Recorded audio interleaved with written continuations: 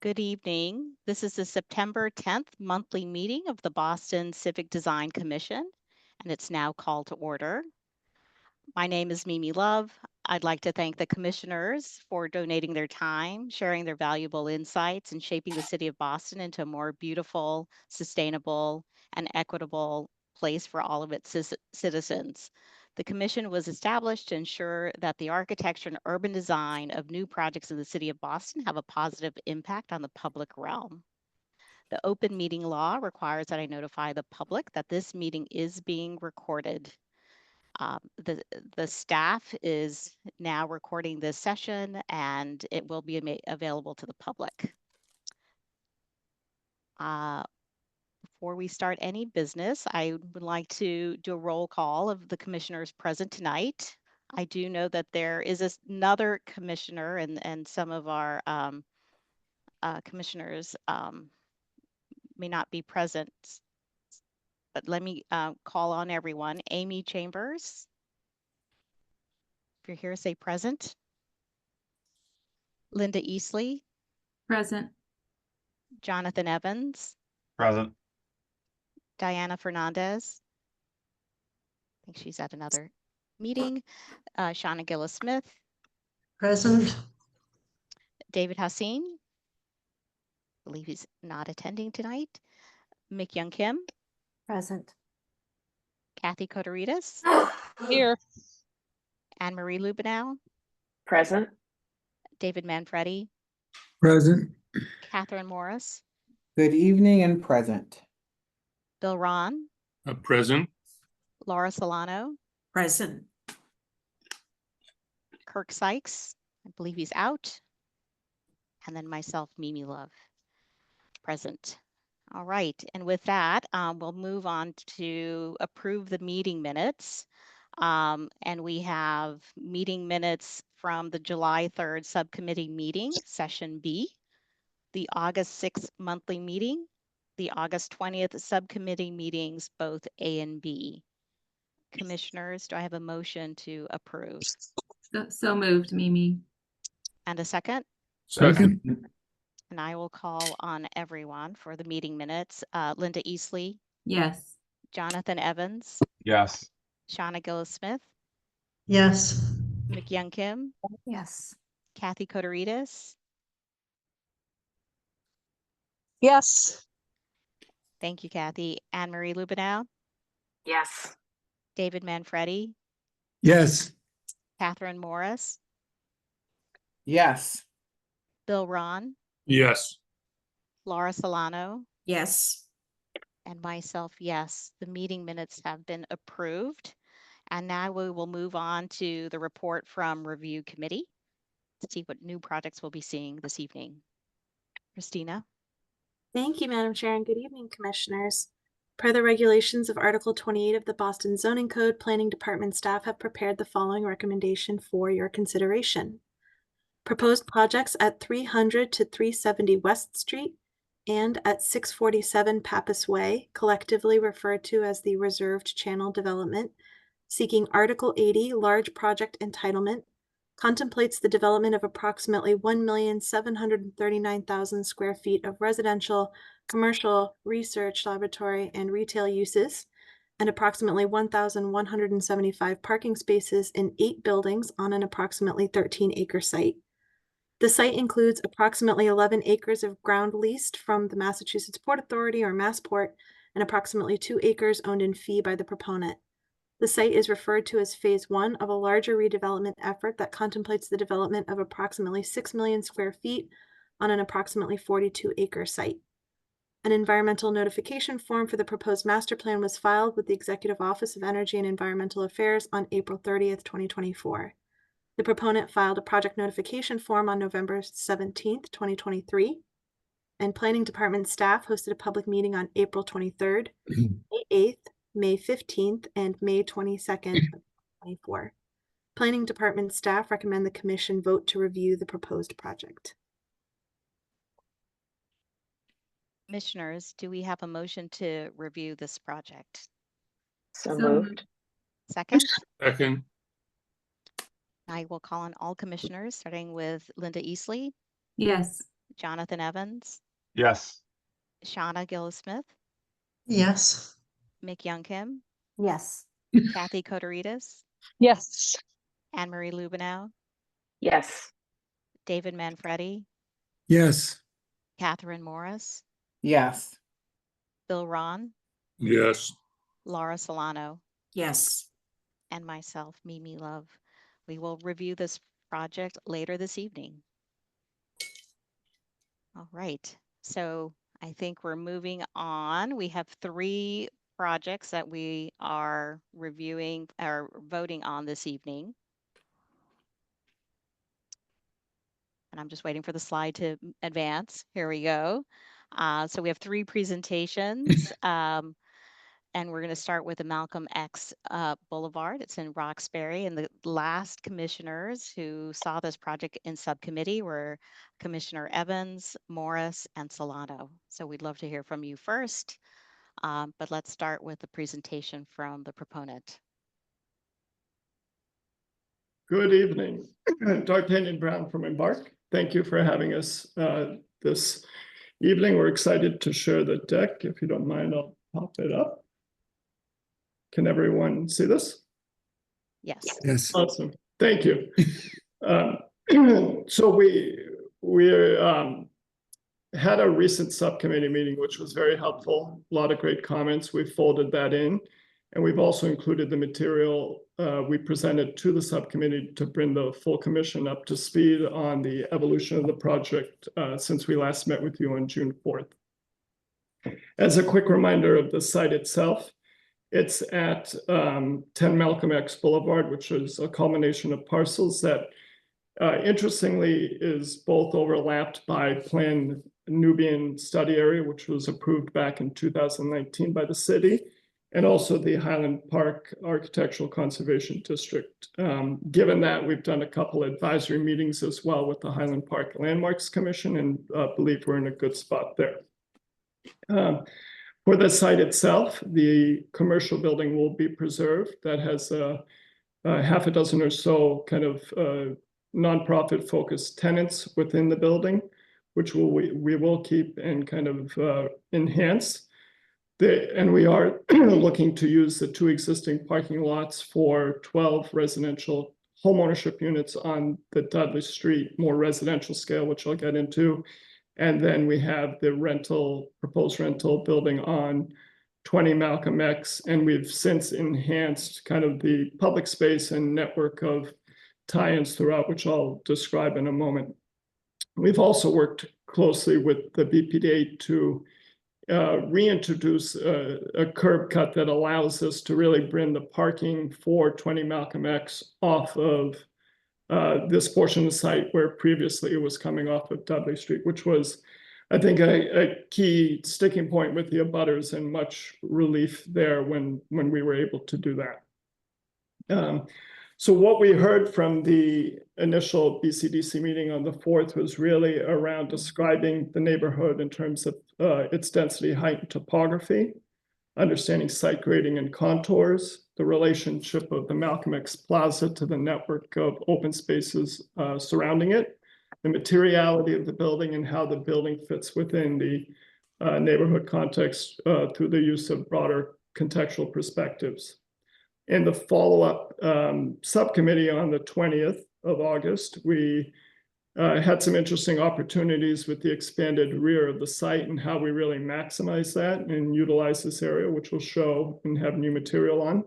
And then what does, the question was, what does the back of Malcolm, 20 Malcolm look like? And I think our responses were treating all of them very equal, just given the prominence of the site. And so we were happy to note that the quality of the architecture is continuous around all aspects of the building.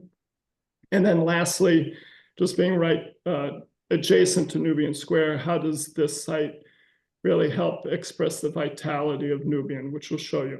And so within that, we've broken it into 4 main categories, which I'll quickly fly through and then really look forward to any comments. So the site, quick elevation, a quick note here is elevation 0, architectural 0. As we get to the Dudley Street side, it rises up to 13, continues up to 26, and then Dudley itself rises up to 50, which I'll get into. Really, the kind of focal point coming off of Nubian Station is Roxbury Street, which kind of really nicely terminates on the public plaza that we've shaped here. You'll see in a moment. Stepping back, just kind of the greater development in the neighborhood from P3 up to page left here, our site kind of in the middle with the recently approved building at 75 Dudley across from us, and then 135 Dudley, which goes from a 9-story transitions down to 5 within there. And then you can see the proximity to Nubian Square and the bowling building, for example, here, with the development that's really happening along the Washington Street corridor as well. Zooming into our site, we're showing the proposed site plan. If you can see my cursor up here, the real kind of pivotal moment was bringing in access for parking to 20 Malcolm off of this side of the site. And it does a couple of things. It allows us to move the garage door away from the 70 Dudley, which we had before here, to this portion of the site, but actually turn so it's not facing Malcolm. It has queuing space, so we can bring cars off of the street onto our site, and then also allows for potential connection or easement access to the BPDA parcel down the road, should that be helpful. We've also denoted key points of entry around the entire site, so off the loading zone, entry to the residential, entry to the kind of community-focused retail, this plaza space, which I'll get into a moment, existing entry to 10 Malcolm. As we jump up in grade, you'll see in a second, to the kind of central plaza for the uses here, and entries off of 70 Dudley, and then kind of a repositioned commercial parking. Zooming into this kind of important area, which was really from the last subcommittee, I think a couple key things we want to point out here is we have over 3,500 square feet of public plaza that is now designed at grade off of the bus station that's right up here, really focused around creating an expansion of the public realm, tying into the local use. Retail, a dashed magenta line here is showing that grade shift up to elevation 13.7, what we're calling a Nexus Plaza.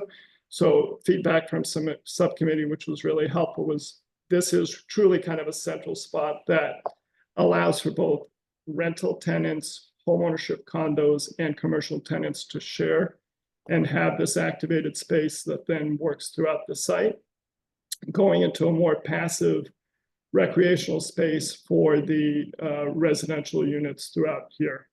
A couple of key things we've done is just kind of massage through retaining walls, ability to expand upwards of 60 feet in depth here, and then the preservation of the putting stone wall on site.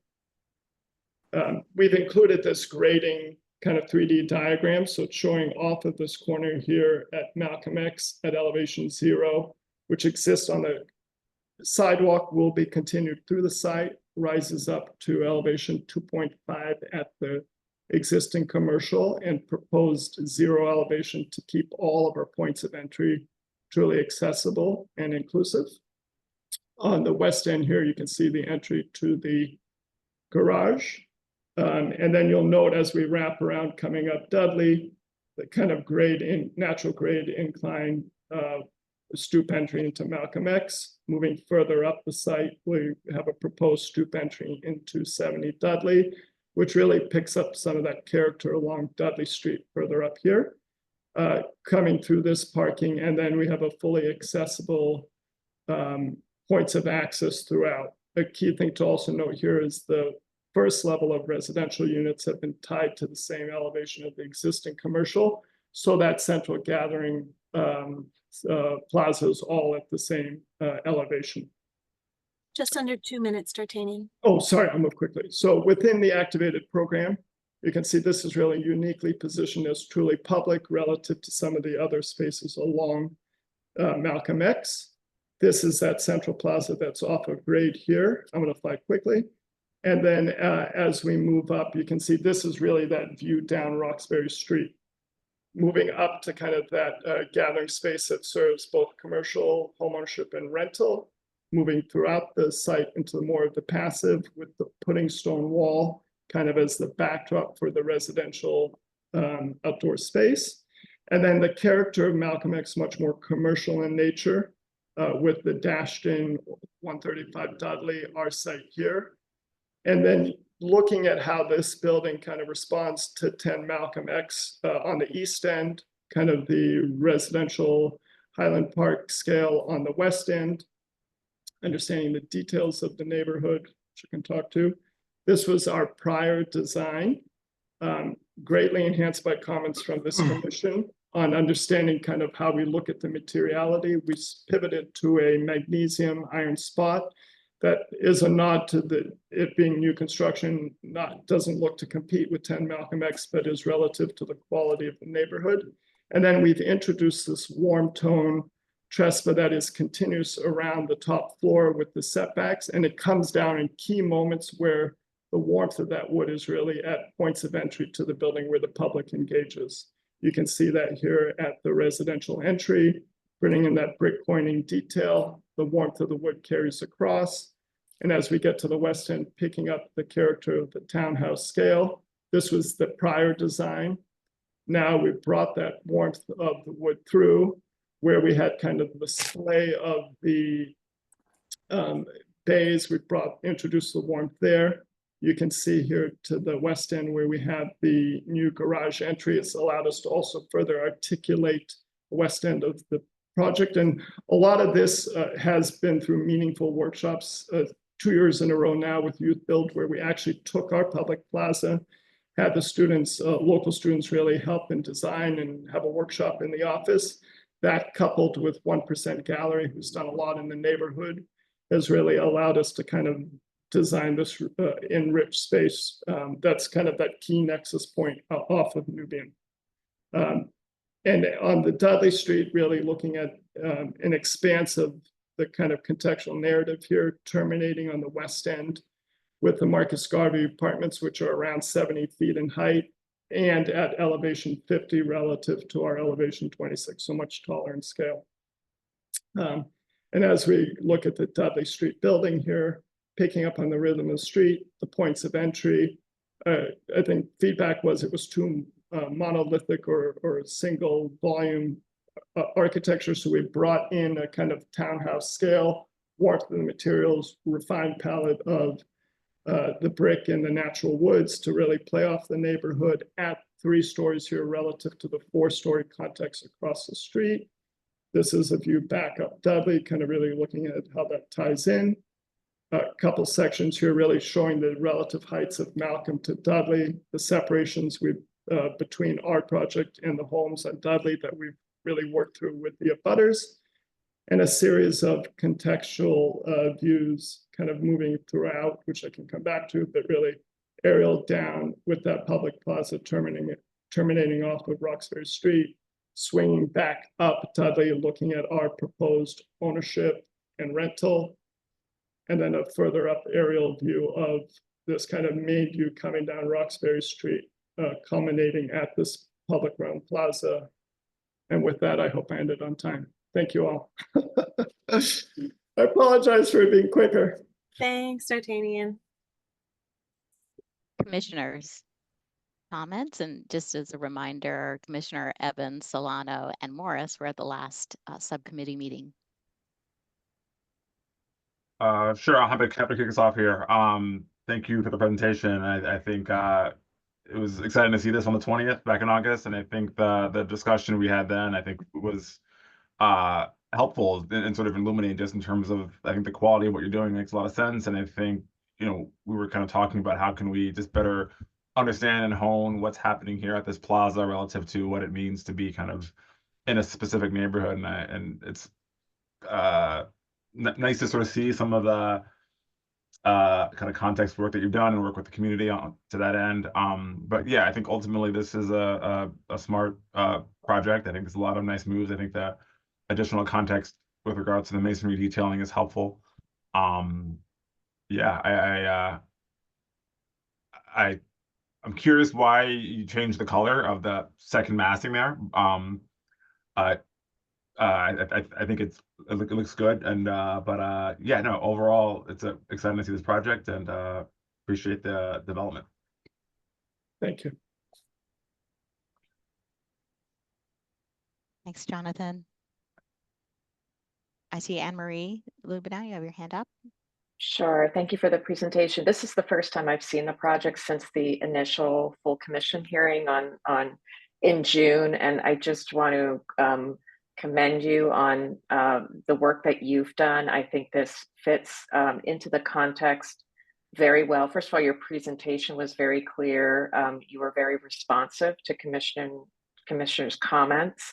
And I really think I've had just in the opportunity to review several projects that your firm has done, really appreciate the way you take, the care you take to knit new housing development into existing contexts. I think the revisions you've made since the initial presentation have gone a long way. So thank you. Thank you very much. Thank you, Anne Marie. Laura Solano. Could we go to a site plan that shows the rear of the building, which I think is, for the site is one of the major changes that we've seen, improvements, I should say. So thank you for the presentation. Certainly. Okay, let's go. I go one further back. Okay, go ahead. Let's see that's good. We can flip between those two. So can you describe what the vision is for the back of 20 now that it's been freed from the garage entry? Because last time when we met, it was really sort of just a green space, right? And you all Yes. hadn't had time to develop that. So I'm curious what the vision is now. Certainly. And I think just to remind the commissioners that the big change is we had a driveway kind of bisecting this entire portion of the site. And I think with that gone, it's really freed up the ability to really have this kind of open space served, I think, threefold. One is a more, starting, I'd say, on the west end, if I back out here a second, starting on a more passive kind of space relative to, as we move towards the east, I'll say we'll get more active in nature.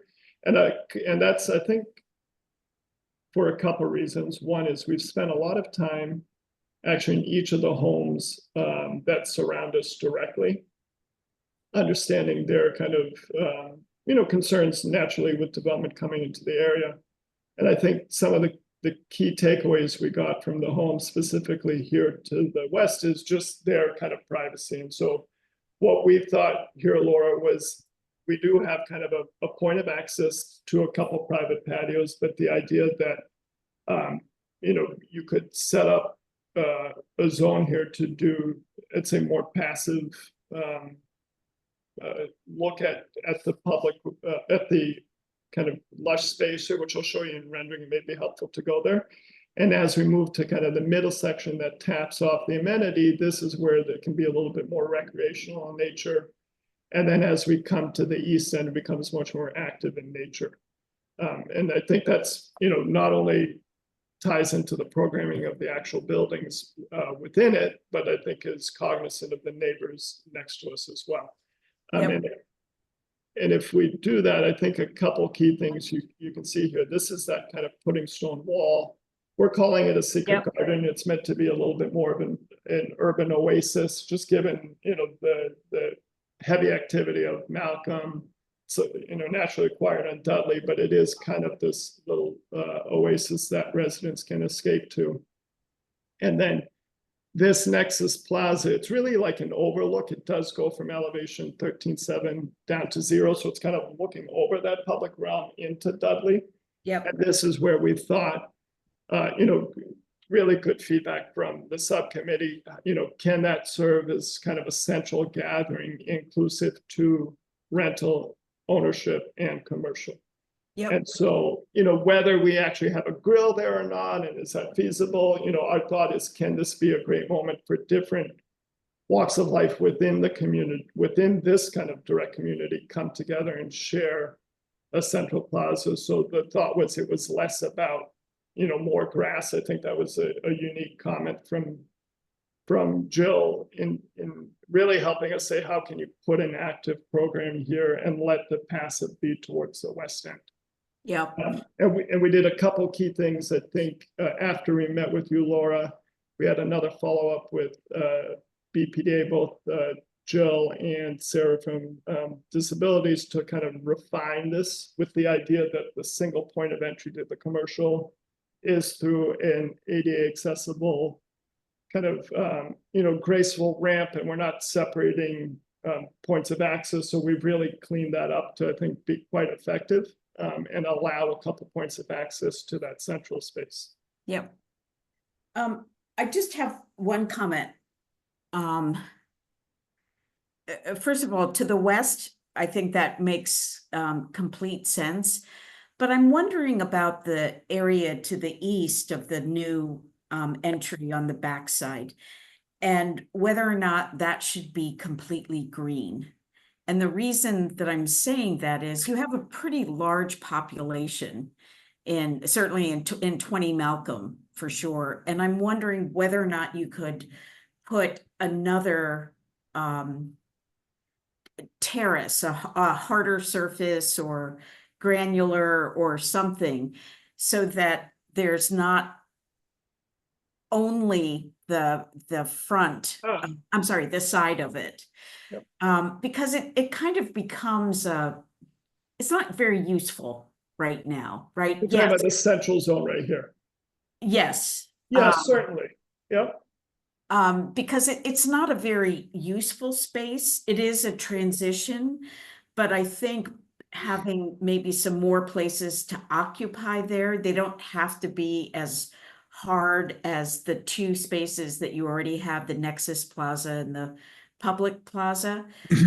But I think because of the size of the population, it would be nice to give people more choice than you have given them. And then it kind of helps to make that space a little more human scale. And if you think about it, somebody sitting on, paving or whatever it is that's designed in that space suddenly gets these long views to the west that kind of brings in this borrowed landscape. Yep. So, and you might play with topography there. The other reason that I'm suggesting that is that straight walk into 20 Malcolm feels a little brutal as well. It's I get why you did it. I have no suggestions for how else it could be routed, but maybe attaching a space to that might help that feel more integrated, make the walkway feel more integrated if it were connected to another place of occupancy in that area. Is that clear? No, very clear, Laura. And I think these are now the kind of exciting little details that will really make it come together, that we're more than happy to, continue with the BPD design team as we kind of move through that. No issues there at all. Yeah, and you may even think about, that straight walk behind Dudley.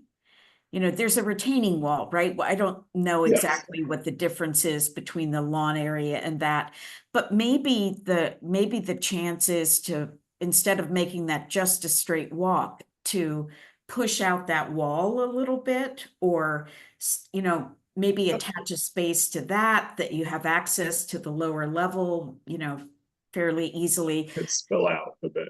Yeah, but I think instead of making that pure landscape, because you've got plenty to the west, I think you might make this more useful to people. Certainly. And that's my comment. But I've seen this project come a long way, and you've been so responsive, and that's been appreciated by all the commissioners I know. So thank you. Thank you, Laura. Shauna?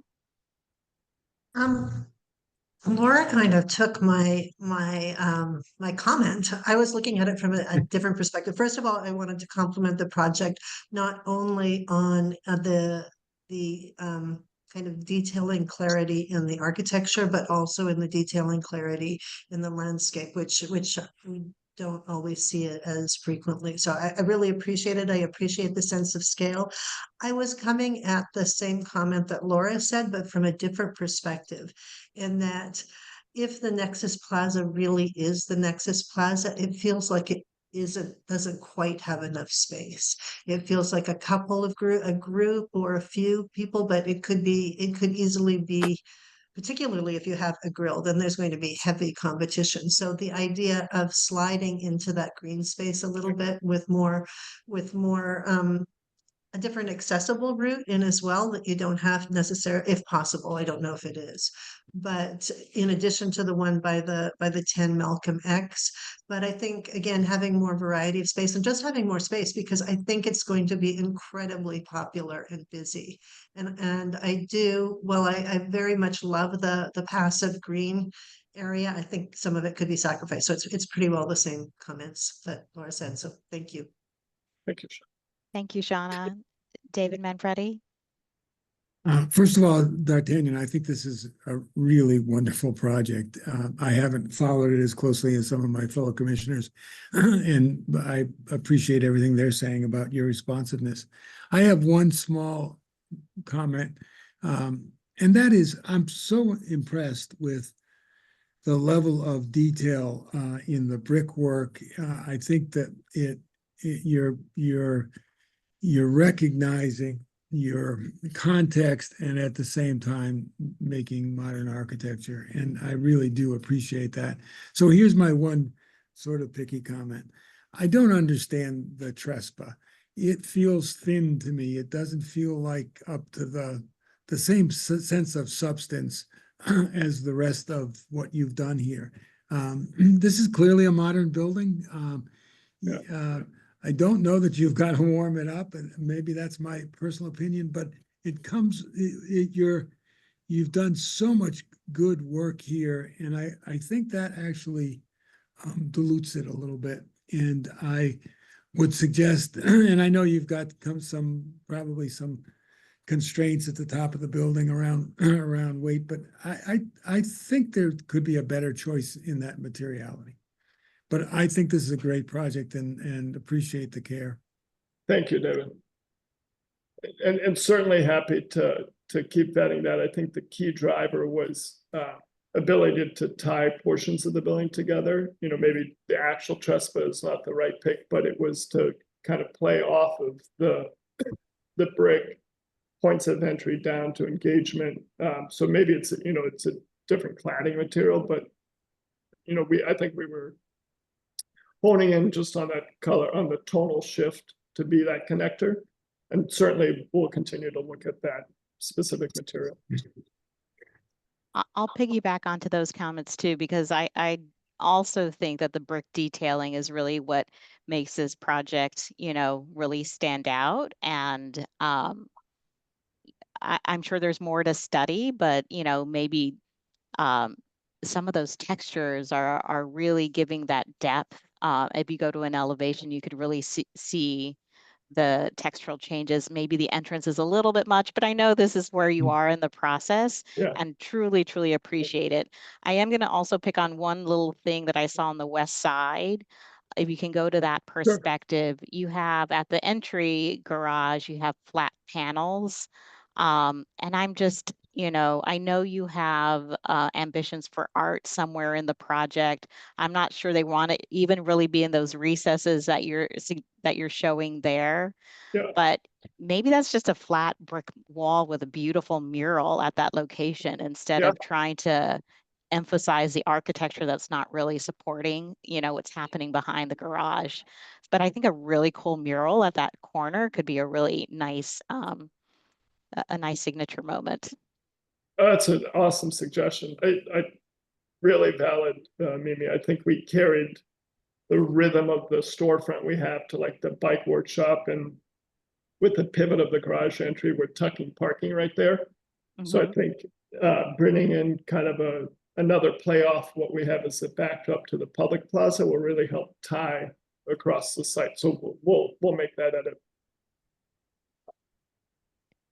I'm not seeing any other commissioners. And so maybe if that's the case, Christina, we can see if there's any public testimony. Let's do it. At this time, we'd like to invite any members of the public in attendance who may wish to contribute public testimony to raise your digital hand, and staff will call on you. If you're calling in by phone, press the number 9 on your dial pad to activate the raised hand function and dial 6 to mute and unmute yourself. Please state your name and any relevant project affiliation information, and please keep comments to 2 minutes. Lee Peters, I see your hand raised. Are you able to unmute yourself? Yes, thank you. Can you hear me? Yes, we can. Go ahead. I'm Lee Peters. I'm an abutter. I live on Dudley Street. One thing that we talked about while we're in a parking lot meeting was a mature locust tree that's 45 feet off of the west's property line and on Dudley Street. I think that that tree could be saved in this project, and if it can be, it should go into the drawings. I'm a little surprised that the height is not changing from 6 stories next to a 1.5 or 2.5 story house to lower and more reasonable within the neighborhood fabric, because half of this project is in a residential neighborhood and half is in Nubian Square. And then my last question and comment is about the pudding stone wall.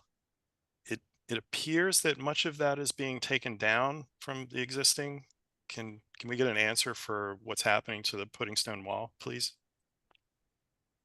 Certainly. Can I, Christina, is it okay? Or maybe to answer?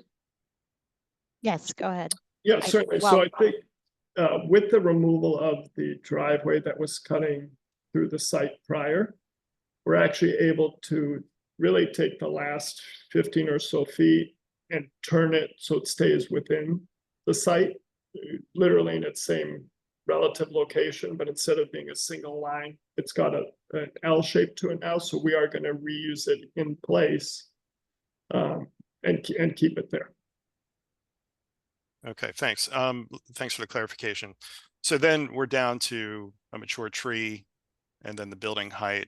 It's the building at 20 Malcolm X and how close it is to the neighborhood fabric. Thanks for giving me some time. Thanks for your comment, Mr. Peters.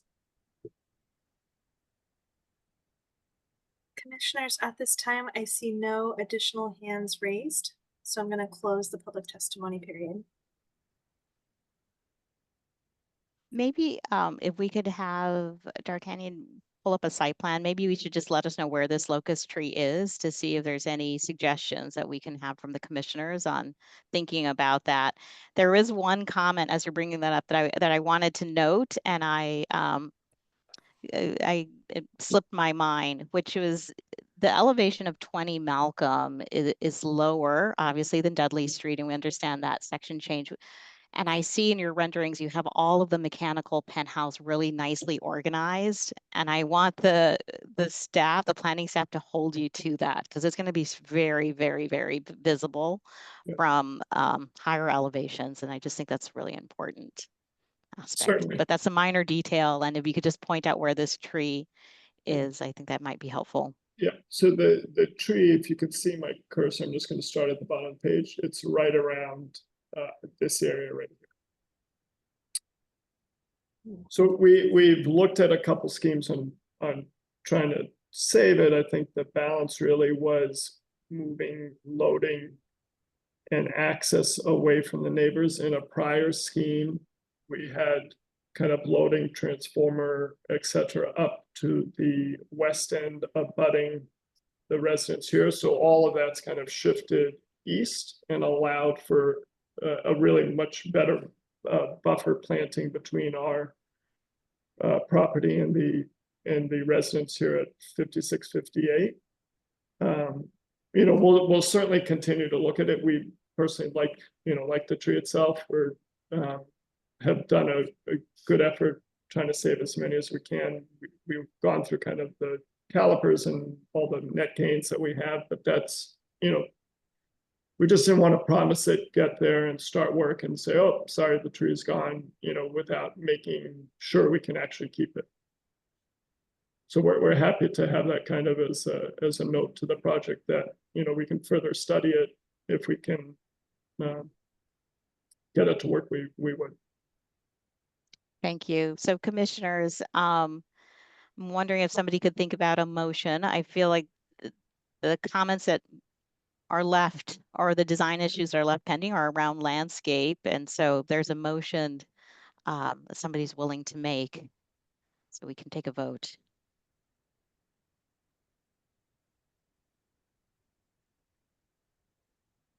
I'll try.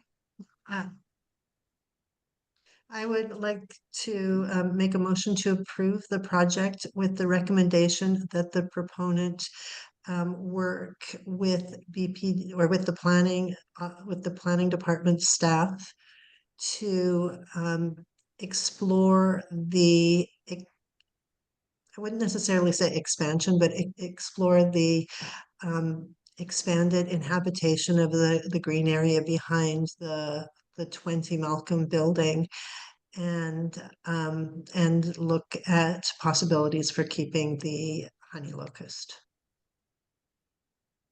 Is there a second? Second. All right. And with that, I'm going to call on everyone. Linda Easley, Yes. Jonathan Evans, Yes. Shauna, Yes. McYoung, yep. Yes. Kathy Kotorides, Yes. and Marie Lubenow, Yes. David Manfredi, Yes. Catherine Morris, Yes.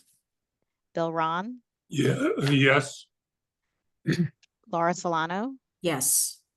and myself, Mimi Love. Yes, the project is approved, as noted in the motion. Thank you very much. We appreciate the process, appreciate BPD's up as well. So thank you all. And I'm good. have a good evening. All right. See you all. Thank you. Thank you. Continue the good work. And we're only Thank 8 you. minutes behind. I really want to stay. I'm not sure we all want to stay on time tonight, so we'll keep going. The next project we have is Faneuil Gardens. So we can have the proponent present their screen. Yes. I'm wondering if you could notify us as the commission when we've passed that 25 minutes. I think we don't fully Sure. know that, and it'd be helpful, I think. Yeah, I would be happy to do that. Yeah. Oh, okay, great. Christina, if you can keep us, maybe you could give us like a, I mean, I really, the 5-minute thing that we warning. can't control is a public testimony, but if you could just Yeah. give us 15 minutes into our discussion, just a heads up, it would be great. Absolutely. And just as a reminder, the last commissioners at this meeting were Shauna, David Haseen, he's not with us tonight, McYoung Kim, Anne Marie Lubenow, Bill Ron, and myself.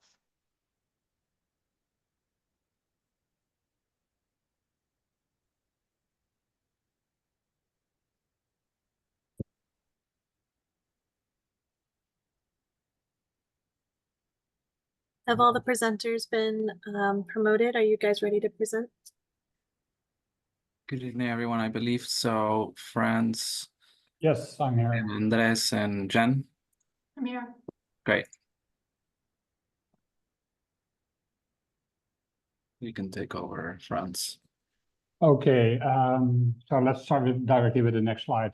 So since our last full committee meeting, we had actually three subcommissions where we discussed the layout and the massing, the diverse open space, the parking areas, and the design guidelines for the boulevard and also phase 1. We are here to show the updates for today. So what we heard in the last full committee meeting, it was about the parking, the amount of parking for the proposed versus what was needed, the opening on North Beacon, the community center, the similarities in the courtyards, and these are all elements that we worked on. Next slide, yet. We of course still had all the goals set by the BHA, the TFF, and TCB, but also of course the design constraints and that were imposed by the site. For example, the phasing that we want to do for to make sure that the development is feasible and that we maximize the most of the tenants that live there. Next slide, please. So this is the building layout that we shared with you in June of this year. 5 blocks, 5 buildings consisting out of 17 blocks. And we actually made 4 big changes. Next slide, please. So you see on the north and the south, we moved the blocks in, creating more green space, a green buffer between the parking and the building, creating more space for the pedestrians and for green. And also we created and reducing the amount of parking, 3 buffer zones in front of the entrances of the housing, connections also in the parking spaces, and thereby also creating more space, more green buffers in the development. Next slide, please. And the other 2 is that we were able to reduce the entrance on North Beacon Street to the boulevard, thereby also making space to reduce the length of the arms of the buildings on the inside. And we changed the shape of the community center. Next slide, please. And by doing this, 2 things also happened for the landscape. We made sure that there are more diversity inside the courtyards, on the shapes of the courtyards, but also the north-south connection between North Beacon and McKinney Park became much more clear, and it became much more one space that connects So now have a look at the new Faneuil Garden. So our first image is the aerial view, where you see the boulevard, the connection between McKinney Park and North Beacon. And also the space in front of the parking. Here we're looking from, next slide, please. Here we're looking from North Beacon towards the development, where the buildings have actually set back 10 feet, creating more space for green areas and pedestrians. Next slide, please. The view from Faneuil Street with the open connection towards McKinney Park. And then, of course, the boulevard, the connection between North Beacon towards McKinney Park, but also the highlight and where the community comes together. And from this, I would like to hand it over to Jen for the landscape. Thanks, Franz. So thanks to the changes in the master plan, as Franz mentioned, we have improved courtyard diversity and a stronger north-south connection to McKinney Park. Next slide. From the original plan, we studied how to distinguish the boulevard as the heart of the site and how to work better with the building geometry and urban connections we're trying to achieve. And we landed on this scheme at the bottom right, the shifted angled scheme. And here's how it looks in the plan. We have a tree-lined pedestrian thoroughfare, which we're calling the boulevard, which provides a framework for a program at a variety of scales, from this large flex plaza at the center to more landscape spaces like the event lawn and the art garden and smaller activity nodes along the way. This is a section through the boulevard. So you have Faneuil Street and McKinney Park on the left, North Beacon Street on the right. This just kind of shows how the boulevard's really, the location of it was selected because it is sort of the most neutral topographic section through the site. There's not a lot of grade change there. Moving on to the courtyard. So each courtyard has been made more distinct, not only in terms of scale, but also in terms of the materiality, the program, and the configuration. So now we really have 4 more distinct spaces. And then we also looked at how to improve the east-west connections through the site. So the master plan calls for moving the parking to the edges of the site, but we were able to reduce the parking counts to incorporate some green pockets in these east-west connections. So in that main east-west corridor, as well as at the building, the double-sided lobbies. And we were able to maintain the parking counts that we need for all the existing residents who need parking. And then, so this is sort of a before and after, and this is where we ended up at our last BCDC subcommittee meeting. And I just wanted to go over a couple of outstanding items. quickly that were discussed at the last meeting. So those include the materiality of the pavement and the boulevard, the central flex space programming, and the planting strategy. So we listened to board members' concerns about the maintenance, durability, and kind of overall aesthetics of our previous approach and explored a few options. So now we're proposing that the pavements in the boulevard use much more lasting and durable materials and a much more neutral color palette. We're going to explore the use of integral color concrete with different just like minor variations of color, as well as textures using some exposed aggregate, as well as unique score patterns to kind of create a unique expression in the pavement that is doesn't sort of compete with the color of the buildings. The colorful accents will come from places like the activity nodes, the play spaces, and the furnishings, and those will really kind of harmonize with the buildings themselves. So just zooming into the Central Flex Plaza, we updated this view to correlate with the color strategy that I just discussed, and also study a bit more the scale and types of activities that could happen here. The master plan itself created kind of a large space in the center, and we've worked to really right size it by adding some trees and these shade structures. What we're left with is a 10,000 square foot open space plaza, which is similar in scale to some places that we're all kind of familiar with, the circular area at Faneuil Hall Plaza, and it's also similar scale to the Picnic Grove at Cambridge Crossing. And we also just looked at, what types of activities might occur here.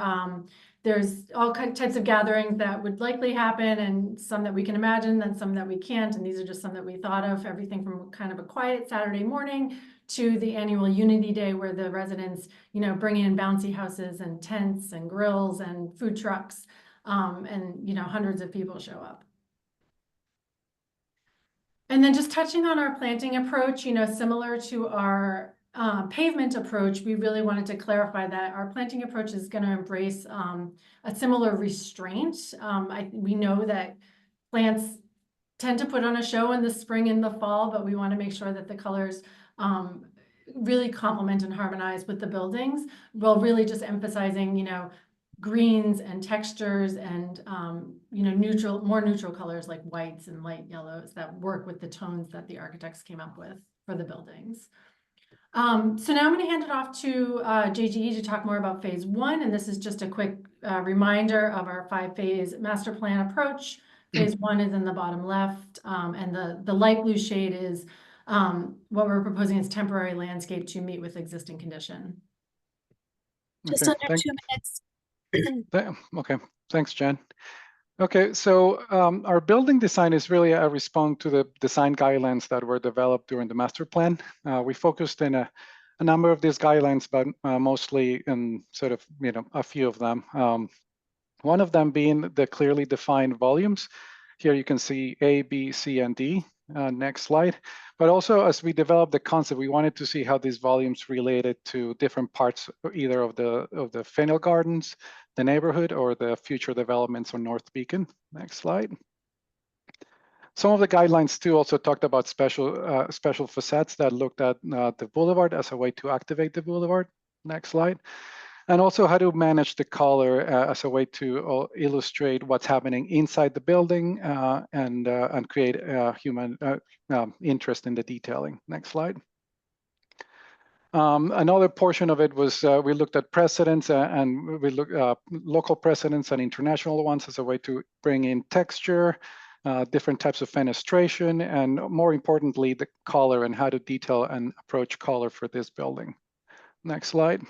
So here you have the 4 different volumes. Each one has 4 different, a distinct fenestration approach, as well as a distinct materiality approach, either be brick, a terracotta tile, or metal panel. Next slide.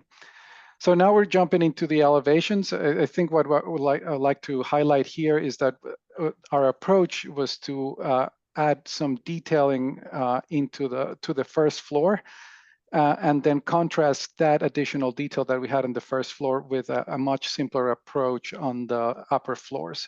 And that you would see throughout the elevations. This is elevation of block A and B. Next slide, please. Then we see, here we see B and C, same approach. Next slide, and so forth. This is and then next slide. And then sort of finishing up with the special elevations. I think that, oh, actually, can you go back? The special elevations, I think what you see here is that we dialed up the level of detailing. The first floor has a little bit more detailing as well as the upper levels. And that happens on volume D and volume A, although we're missing it in this slideshow, but it's in there in the elevations. Next slide. And then on the first floor, we also paid a lot of attention at activating the ground plane by adding a lot of doors, single entry units, pass-through lobbies, and amenities. And I'm going to give it back to Jen. So the phase one landscape is going to include the courtyard, the exterior of the amenity spaces, as well as the streetscape that you see here and the crosswalk over to McKinney Park. And then I think we just have a section. This is just an east-west section through the building and the courtyard space over to the proposed boulevard. And then we also have a visualization looking from the boulevard toward the building through the courtyard. And that's it for us. Thank you. I think we skipped the renderings for building one, but we've seen those. Thank you, team. Commissioners. Maybe just as a quick reminder, this is an approval or a vote for the entire master plan, and then specifically phase one, the building they went in detail. We're also approving that. Catherine. Thank you for the presentation. This is my first time seeing it. I'm just curious. I didn't necessarily in the previous materials, but what is the intention with the different colors? Do they signify something different, or is just something you want to go with to experiment? I'm just curious, what is the connection with all the color choices? France, do you want to elaborate on that? Yes. Thank you for your question. In our presentation, we explained also that we looked actually at the community and the neighborhood of around Faneuil Garden, and the colors that we used in. No, sorry. That's okay. Come also from what we saw in the community. So there are the somewhat cooler colors, the somewhat warmer colors, and they come from the houses that we saw also in the community, and we reused them and we grouped them. Also that people start recognizing their own buildings. And I'll only add that in the future, we hope that we can use the color inspirations for community engagement with existing residents and the kids. There are a lot of kids, so we can tying the colors to like natural symbols like water or like forest or something like that, and doing a lot of community engagement with the families that currently live on site and the neighbors as a way to bridge the community together. So we're very excited that the colors are very basic and different. That allows us to create for that opportunity. This was a project that I went to many subcommittee meetings and very familiar with, and we had many conversations about color, and even at points even questioned the amount of color. But I think in the last subcommittee meeting, we were really convinced that the way they took on phase one with the complexity of the materials was actually quite interesting. It brings a certain sense of joy, and there was this extra layer of the landscape also contributing to the color that it's good to see that was actually toned down, and that brings a little bit of neutrality across the site. And so color has been talked a lot about throughout the review process. And I'm personally excited to see all four quadrants of this site realized, but very convinced by phase one. But let me pass on to Shauna.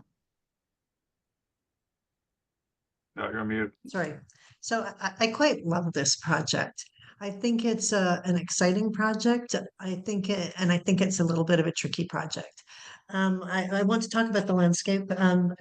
Thanks, Jen, very much. I actually had never seen the original plan except for in subcommittee, and so the development both spatially and programmatically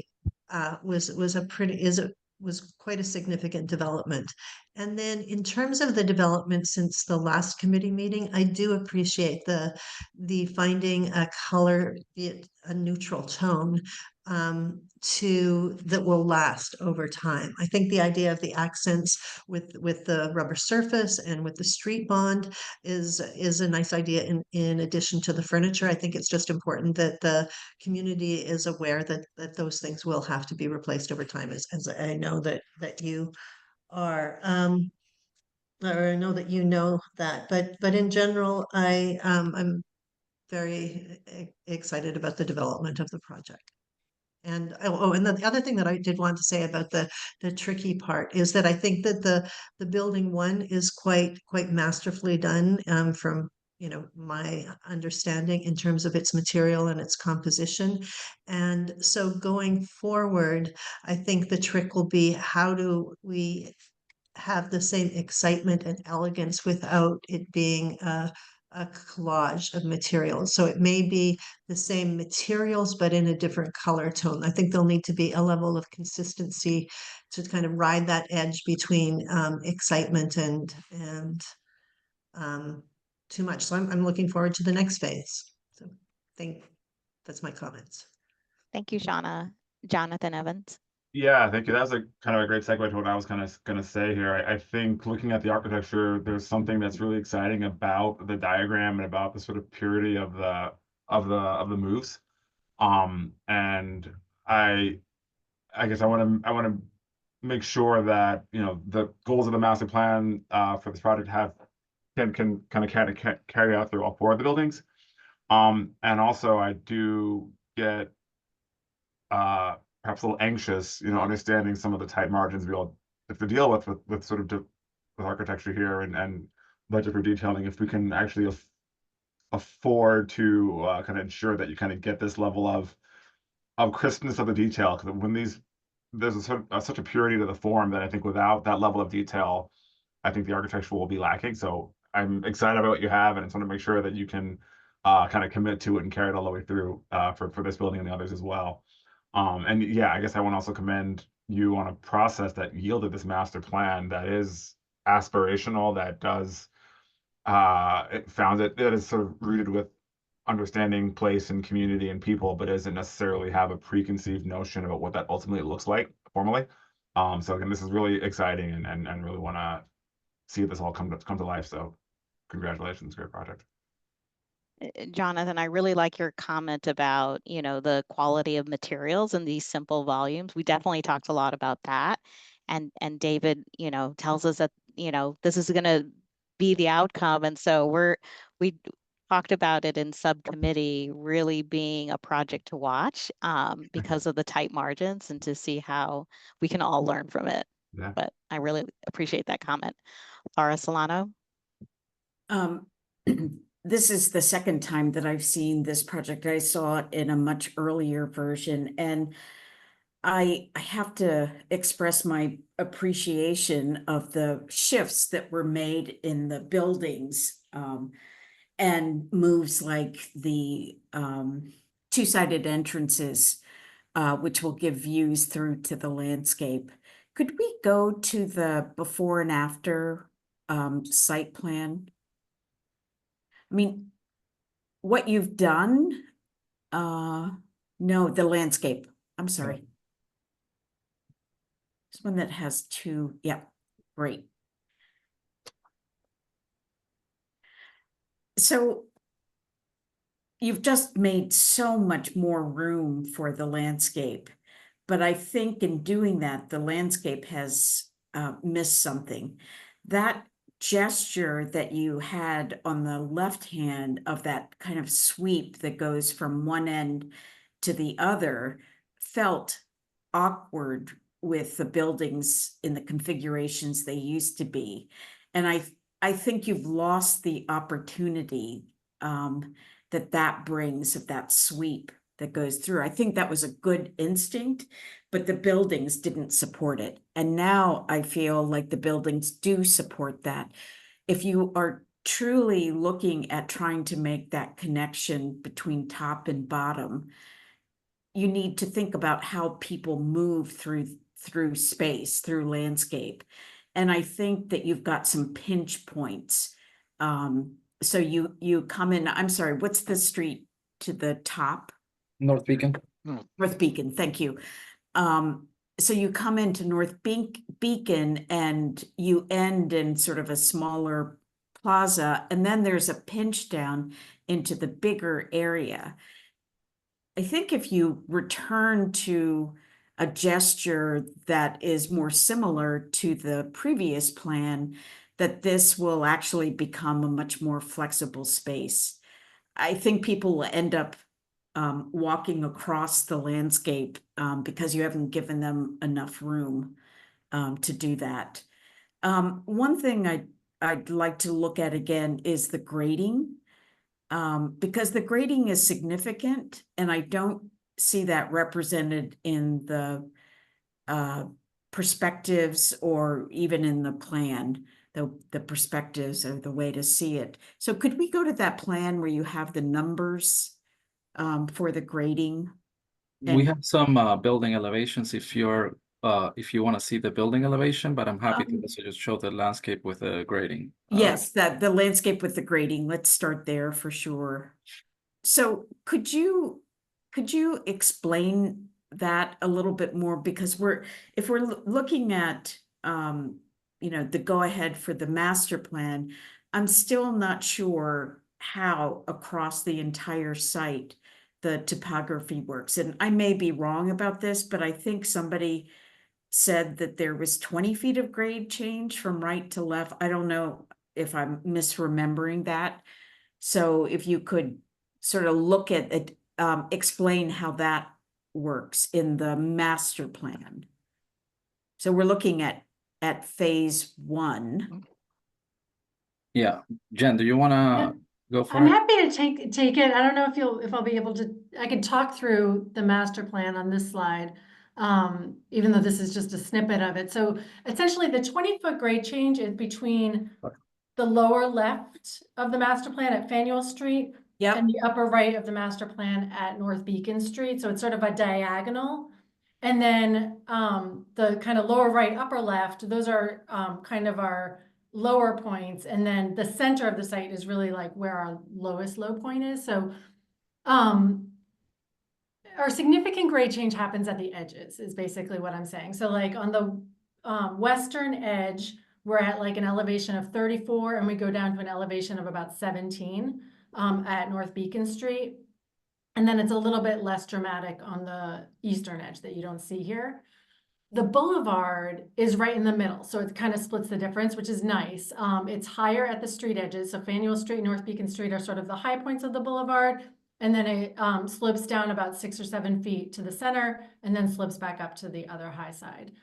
And then in terms of, so does that kind of explain it a little bit? A little, but it would be great if we could, and maybe the building elevations will help that. Sorry. Yeah, This is maybe an interesting section. This is actually the section over the boulevard with the right heights and the height difference inside. And you see, because it's such a big area, actually, the height, the grade change isn't that much. It's, as Jen said, it's there's a 6 feet height difference from Faneuil Street to the middle of the site. And also from the middle of the site to North Beacon. And actually Faneuil Street and North Beacon are almost the same. There's a small difference. And this is something also that we discuss a lot in detail in the subcommittee, I think in July, where we explain like how we're doing it. Phase 1 has the most significant grade drop.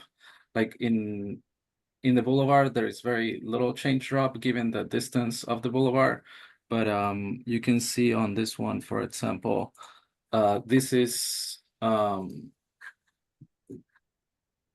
Faneuil Street, and then goes down into like where phase 1 ends, and then you can see how it's coming down at a change elevation of like 20 feet.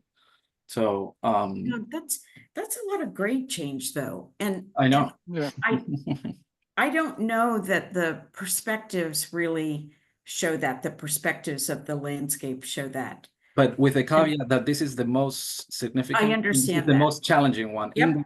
In the boulevard, this is accurate. What Franz was saying, that in the boulevard, where we were just here, this is accurate. This is reflective of the existing grading and what we're proposing. If you see, like, we're just doing a little bit of an infill. It's just here when where the easement comes, but we have analyzed that in detail. Yeah, and by the way, you know, as a landscape architect, I always prefer to have more grade than less, to be honest, because it gives you better opportunities to really use topography in a way that can be much more spatial. And so, I think as you come back and start to look at, you know, the detail over time, I think it would also help to understand, like, what percentages are we talking about? And, you know, is there a logic to the grading that isn't just about connecting to the edges, but instead uses that internal grading to really help with making those spaces in the landscape? Because the wonderful thing is you are completely embedded in the landscape when you enter the final version of this. You're just completely embedded, and you've got, you know, buildings as the backdrop, but it's really the landscape that kind of comes up and assumes a role that the buildings actually can't give. The buildings become background. And I just can't help but feel that there's more study needs to be done about the topography in the master plan. I'm not convinced that it's been properly dealt with, even if you are able to connect grades in phase 1. So I don't think you've used it to your advantage, I guess, is the easiest way to say that. And it's tough when you do phasing, right? It's really, really tough. So I'll leave it at there. I think I've harangued on that enough. Commissioner, just a quick time check, but that's 15 minutes of deliberation, and we're about 12 minutes over the agenda. Okay. Thanks, Christina. I'm not seeing any other commissioners' hands, so maybe we can see if there's any public testimony, and then we can come back and think about next steps. At this time, we'd like to invite any members of the public in attendance who may wish to contribute public testimony to raise your digital hand, and staff will call on you. If you're calling in by phone, press the number 9 on your dial pad to activate the raised hand function, and dial 6 to mute and unmute yourself. Please state your name and any relevant project affiliation information, and please keep your comments to 2 minutes.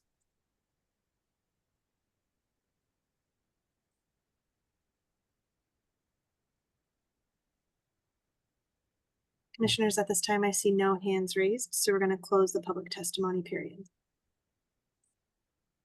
Awesome. So maybe what we could do is pull up the proponent. Maybe we'll look at a site plan, and I'm open to hearing a motion from the commissioners. I'll take an attempt. I think that this project, this proponent group has been extremely responsive throughout this process, and I think I would like to propose that this moves forward and gets approved today. I'll second Mick Young's motion. All right, well, with that, we need to take a vote. So I would just like to add that they continue to work on the master plan grading with the planning department, so that it's more it's just understood from everybody's perspective. So if I can tack that onto what Mick Young Kim said. I think we would need a second for that. A second motion is what you're Well, I saying? need, right, so, Okay, so technically we yeah. amended Mick Young's Right. motion, so maybe if Mick Young, you want to give it a second Yeah, try. I'll give it a Okay. second try. So I would like to propose that this project be approved today with the recommendation that the proponent team continues to work with BPDA on developing further a greater detailed understanding about site grading. And I'll second that. Thanks, Great. Linda. All right, we're back in business here. So I'm going to call on all commissioners: Linda Easley, Yes. Jonathan Evans, Yeah. Shauna Smith, yes. Mick Young Kim, Yes. Kathy Koderitas, Yes. Anne Marie Lubino, Yes. David Manfredi. Not seeing him. He's with us, but he's off screen. So I'm going to continue going. Catherine Morris, Yes. Bill Ron, Bill, I think. Sorry, yes. Great, thank you. Laura Solano. Yes. And myself, Mimi Love. Terrific. Well, thanks for all the hard work.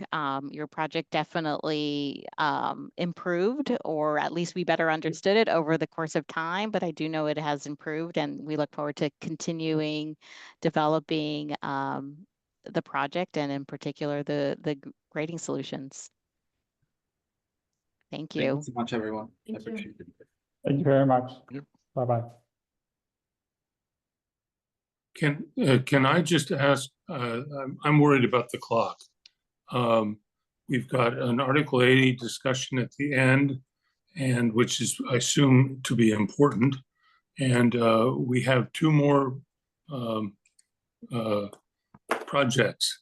Is there a way we can shorten the amount of time to each of those two projects so we aren't sitting here at 5 of 9 starting to talk about Article 80? Because I really don't think it's fair to anyone to be having this go on while the debate. Yes, I agree, Bill. And we all have the ability to do that, to reduce our comments. So maybe we keep them at a clip here. And so thank you, Bill, for reminding us for sure. If we can pull up the next proponent, we have the Franciscan Children's Hospital, the IMP.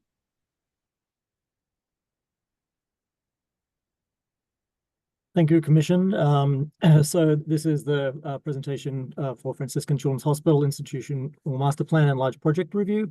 What we are going to do is sort of just talk about where we were, the shift in approach, major shift in approach over the course of the time we've spent working with both the BPDA and the BCDC on the project, and then responding to some very specific requests at the last committee review. And just sort of give an overview of the site, the planning, and then the new project. So just as an orientation, Franciscan Children's is on Warren Street in Brighton.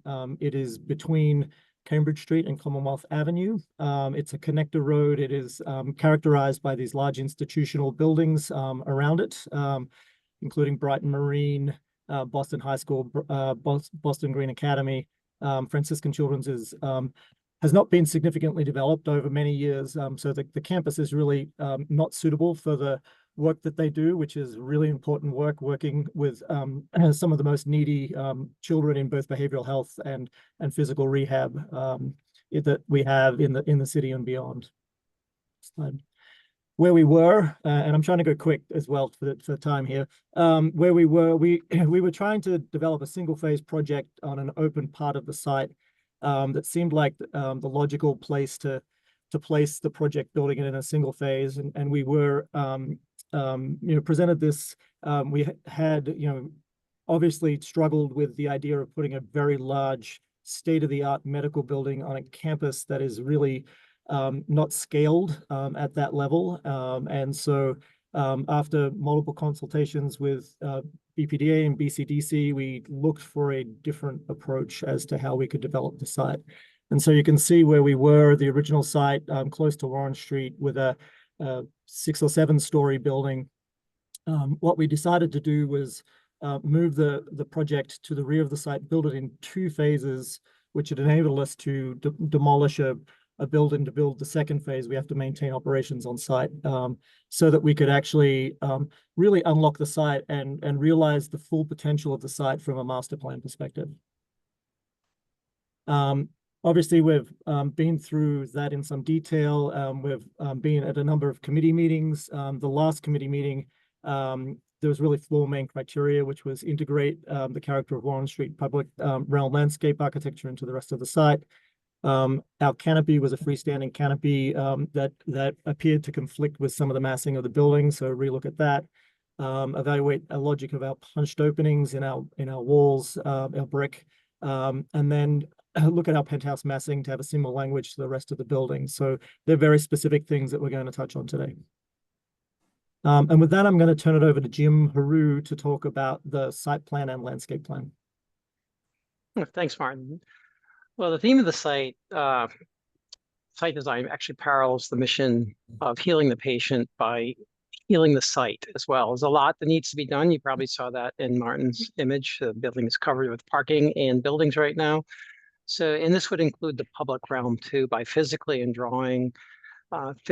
visually drawing the energy of Kennedy Rock through the site itself, from the northwest to the southeast, coming up from Commonwealth Avenue. And actually using not only the preserved forest and the geology of the site by carrying those materials to the site as well. So it's buffered by the amenity spaces, the play spaces, and then culminating at the rain garden, which also will be accessible both physically and visually to the public.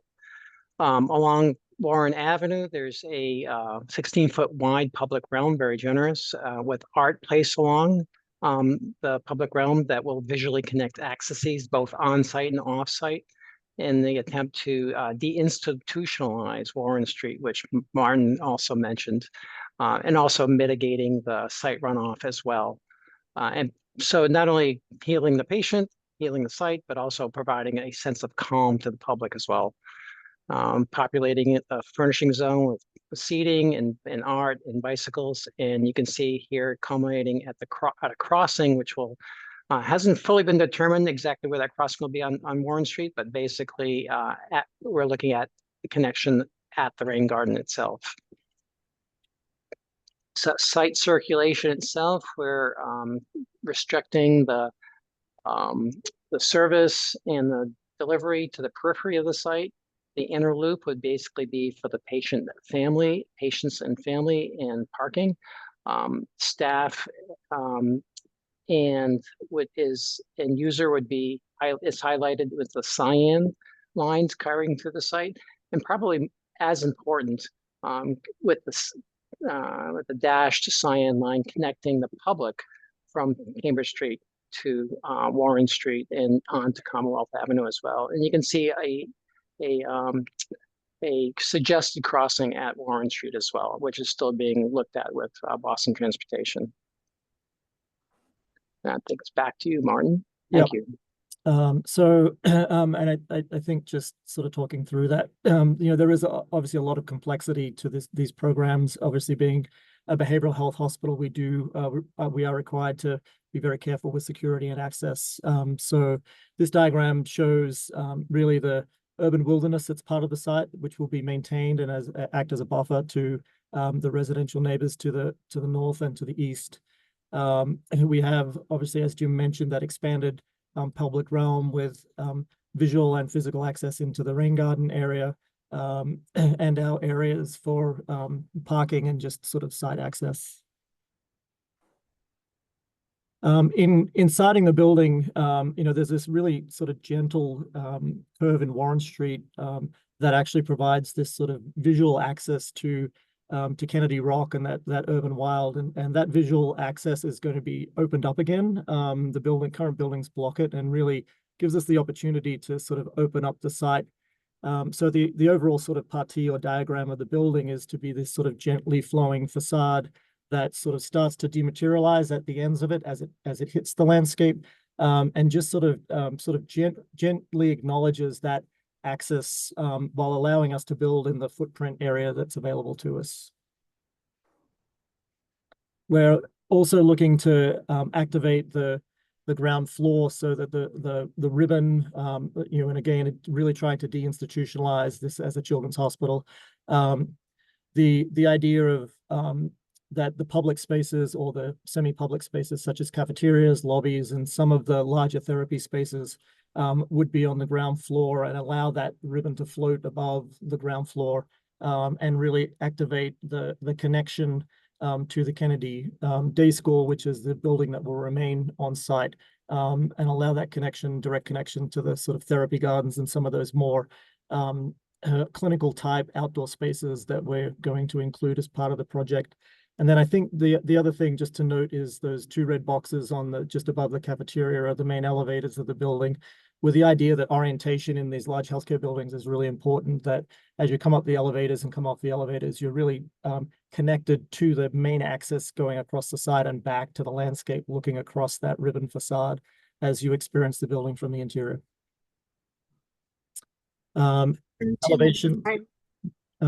Elevations, these just show the current overall approach. So the current campus is as a blonde brick as shown on the left, and we really want to sort of respect the historical character of the sort of nature of materiality of the sites with a modern interpretation of it. So the facade is anticipated to be a blonde brick contemporary interpretation, potentially a Roman brick that creates that undulating condition, and then with a series of punched openings, and then a series of glazed curtain wall areas with colored glass fins. They're very hard to read on these elevations. That'll be more apparent in the perspectives. So these are the current views. So directly responding to some of the comments, we modified our canopy to basically be supported by the building. And so the idea is that it now just spans across that curved area with a beam. We may need to have some cables, but with potentially the idea that frees us up to open up that full interior and not have any vertical freestanding posts that sort of block the entrance and celebrate that sort of main entrance area that has the colored glass fins on the curve.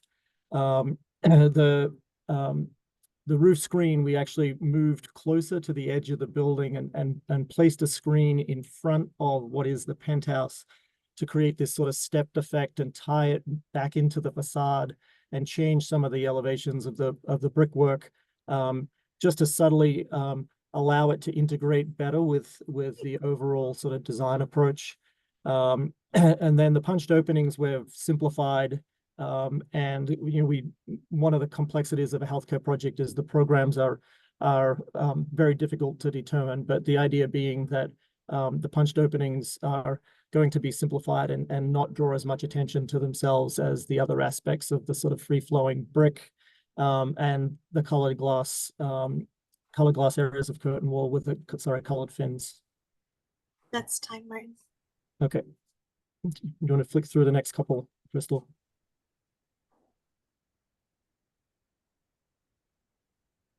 Maybe go ahead and wrap it up, and then we'll turn it back over to you, the commissioners.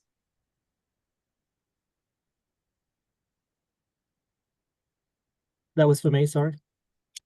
Yes, if you had just Yes. something you wanted to okay. close with Yep. before we turn it over to the commissioners. Yep, so these are just additional views from different vantage points. This shows the sort of connector that connects through to the Kennedy Day School and just the experience of the adjacent to the building, developing the landscaping closer to the building, the scale of the building relative to the neighbors.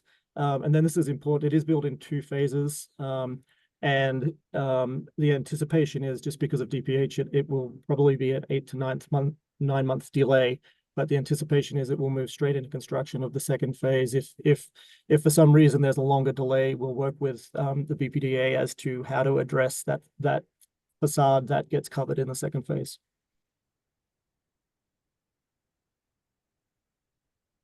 Terrific. Thank you, Martin. I assume you're done? Yep. Thank you. Okay. Sorry. Thank you for the presentation. Commissioners Easley, Manfredi, Morris, Cotaritas, and Ron and Solano were at the last subcommittee.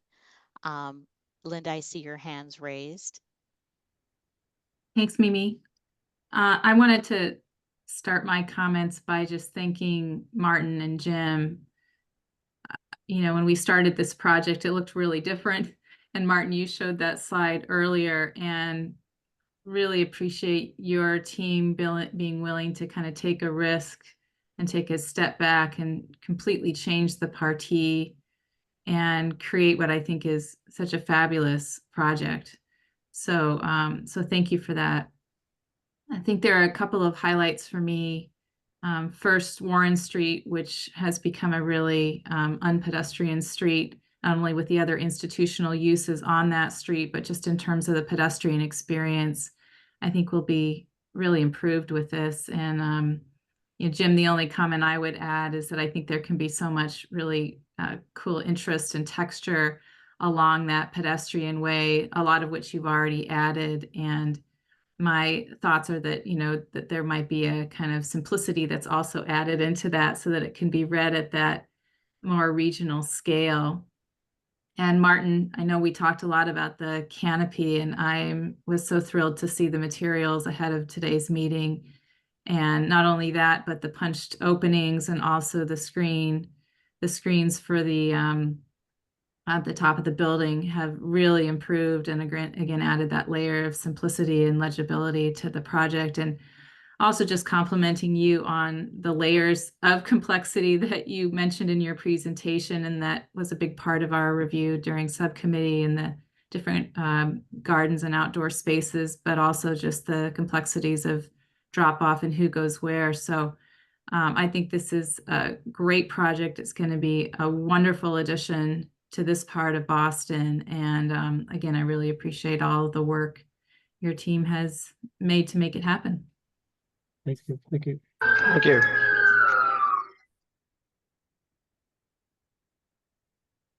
Commissioners, I'm not seeing any other hands. Bill? Yeah, let me just second what Linda just said. I think the curve makes the building feel more gentle to the site. I think the attic, which we discussed at our last meeting, is vastly improved. I think the glass facade elements are likewise welcoming to the neighborhood, and I do think the pathway along Warren Street is very exciting for everybody. So bravo. Thanks, Bill. Thank you. Laura Solano? Thank you.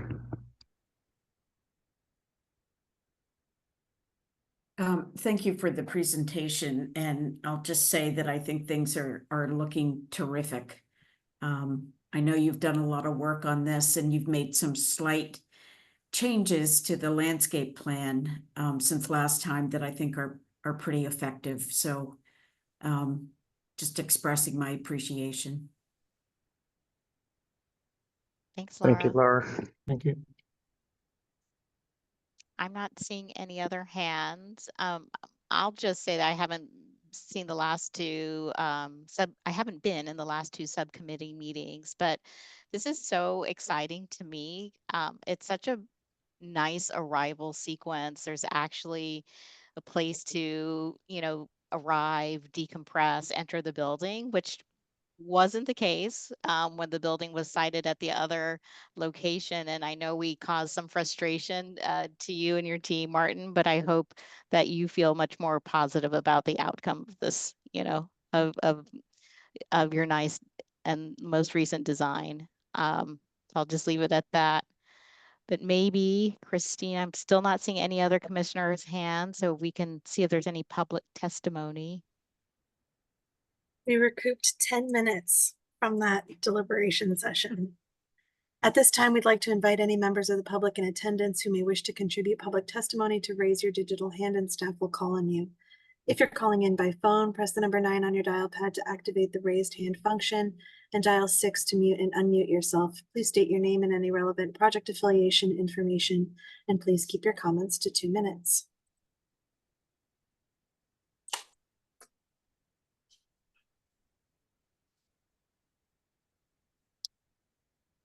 Commissioners, I do not see any hands raised at this time, so we will close the public testimony. Perfect. So commissioners, do I have a motion? So Mimi, moved. oh, go ahead, Bill. I'll Okay, second. well, I I was going to move- make a motion with appreciation attached, because I know that Martin and Jim and others have been through lots of sessions with us. So thank you. then please go ahead. That's So, my that's your my motion, motion Linda. to So approve. Motion to approve. Bill, would you I like to second it? That Awesome. All right, I will call on everyone. Laura Solano, Yes. Bill Ron, yes. Catherine Morris. Resounding yes. I don't see David Manfredi's camera on, but David, in case you're there, I'm calling on you. All right, we'll keep going. Anne Marie, Yes. Kathy Coderitas, Yes. Mick Young. I have that you're recused. Is that correct? No, I don't think so. Okay.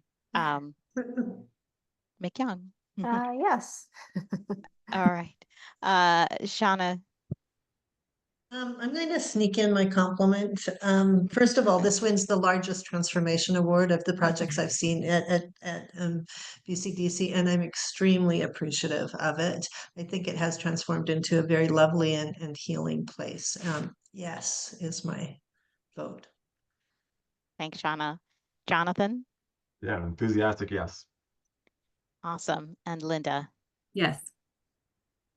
Awesome. Well, I think you can see the excitement from our commission when we have the ability to transform a project like this. I think it just makes us feel like our Tuesday evenings that we sacrifice are well worth it. So we look forward to seeing this continue to develop. Congratulations. Thank you. Maybe. Really appreciate the guidance. Thank you, everyone. Thank you. Terrific. I think we're doing a switch over, and Linda Easley, the co-chair, is going to take over from here. Thanks, Mimi. We have 2 more things on our agenda tonight, and I'm taking Bill's words as a challenge for us to get done well before 9 o'clock. We have our kind of first presentation of reserved channel, and I think we're going to turn this over to Amy Chambers to start us off. Christina? That's correct. Commissioners, and good evening. So I am going to be sharing slides tonight with Seth Reisman, as we did last meeting. So here you can see an aerial view and map. I'll tell you a little bit about the planning context for Reserve Channel. There are a myriad of planning and policy documents adopted at the city, regional, and state level that ought to inform the proposed development at the Reserve Channel site. Planning initiatives of particular relevance include the ongoing South Boston Transportation Action Plan and Cypher Street Extension projects. Next slide, please.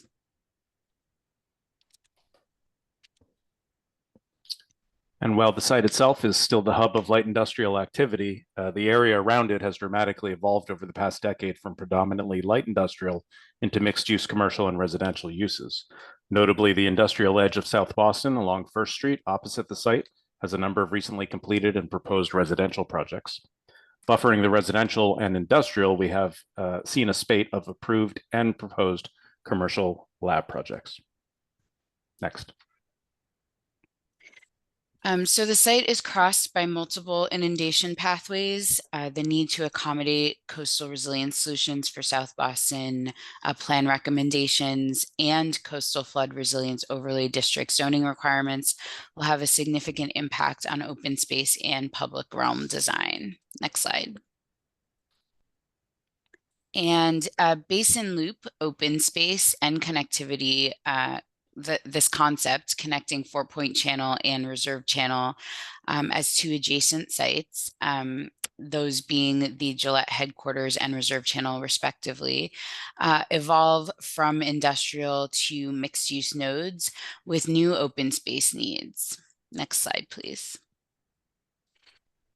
Likewise, as industrial land uses evolve at these nodes, mobility and connectivity needs will reflect a mix of residential and commercial users. Next slide, please. And as this is a long-term master plan, the site is currently and will in the future be predominantly industrial as this develops over time. You see the outline of the phase 1 project that the proponent will describe shortly in red here, and the larger outline of the full site filled in here with the color fill. Next, please. To get a sense of the scale of the project, we overlaid the Back Bay street grid just to emphasize the sort of degree of opportunity that exists on this site. Next, please. And I think, Christina, were we going to do this afterwards? We'll do this one afterwards. Let's flip to the proponent presentation. And I'll put a 10-minute timer on. Thank you. Seth, will you, after the presentation, talk a little bit about how the filing will be? It's not as usual for us to review a project like this. Okay, great. Yes, hopefully the proponent will address that and we will pick up anything they miss. Thank you, commissioners. Yes, we'll get going. I love Bill's spirit. We'll try and get going and answer your questions. So just for intro, Mark McGowan with Oxford Properties, head of development for us here, joined by Keith O'Connor with SOM, as well as Juan Carlos Lovelock from Massport that'll share a few words. So we're on a show. We're going to talk about site context. We're going to do some intros. We're going to talk about process and stakeholder engagement that's helped frame our proposal, Linda, to get at some of your, maybe where you're thinking. So let's jump into site context. So what we're doing here, we're looking west towards Boston. Outlined in red is our 42-acre site along the Reserve Channel in South Boston. We have 9 buildings, home to a lot of economic activity, mix of industrial, life science, and office with kind of both near and long-term leases.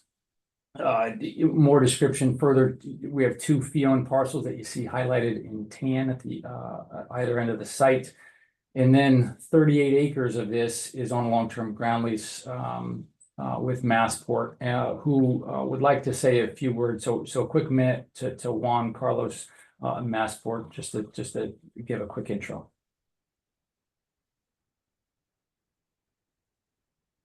Juan, are you on, my friend?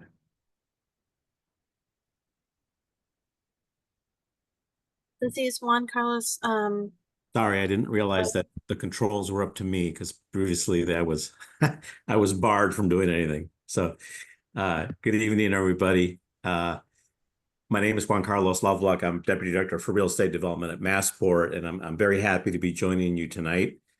And I want to thank you all for dedicating your time to the BCDC. So as Mark mentioned, Massport owns about 60 acres of land south of Summer Street, and about 30 acres of these have been leased to the Pappas family, actually since the 1960s, under long-term ground leases. And I believe that the Pappas has actually built most of the industrial buildings that currently exist on the site. And as Seth mentioned, there's been a lot of change in predominant land use in the area. So Pappas partnered with Oxford a few years ago, and now they're looking at how to redevelop this site over a period of time to serve contemporary needs, provide new housing and jobs, and the team's going to describe their approach shortly. I just want to say that Pappas has been a partner of Massport for a very long time, and we're supportive of the Oxford Pappas team's aspirations. And we hope that the project that is ultimately approved is a vibrant and active mixed-use area with lots of new open space and amenities for public recreation and enjoyment, similar to the development that has occurred on other Massport property in other places, and in a manner that is appropriate for the setting and the neighborhood. One unique feature, well, two unique features that I want to mention of the site. One is it's got a lot of frontage on the reserve channel. And second, there is a truck route that was shown previously, Cypher Street, East Street to Cypher Street, which is of critical importance to Massport because it is needed for the success of the Connolly terminal. So Massport anticipates negotiating one or more ground leases to make this redevelopment possible. And as you may know, the revenue that Massport earns from ground leases is used to subsidize the port. So thank you very much. With that, I'll turn it back over to Mark. Thanks, Juan. Great. And we'll be quick. So Keith O'Connor can jump in, but a little more context, to Juan's point, until the 50s, this land was water. It was a channel reserved for commerce. But as Juan pointed out, over time, the Pappas family built out and improved the site. We partnered up in 2019 to really focus on the next 50 years. We're excited about this team that you see that we assembled just to focus on the future. And Keith, again, is representing, from SM, is representing that team. Next slide, Keith.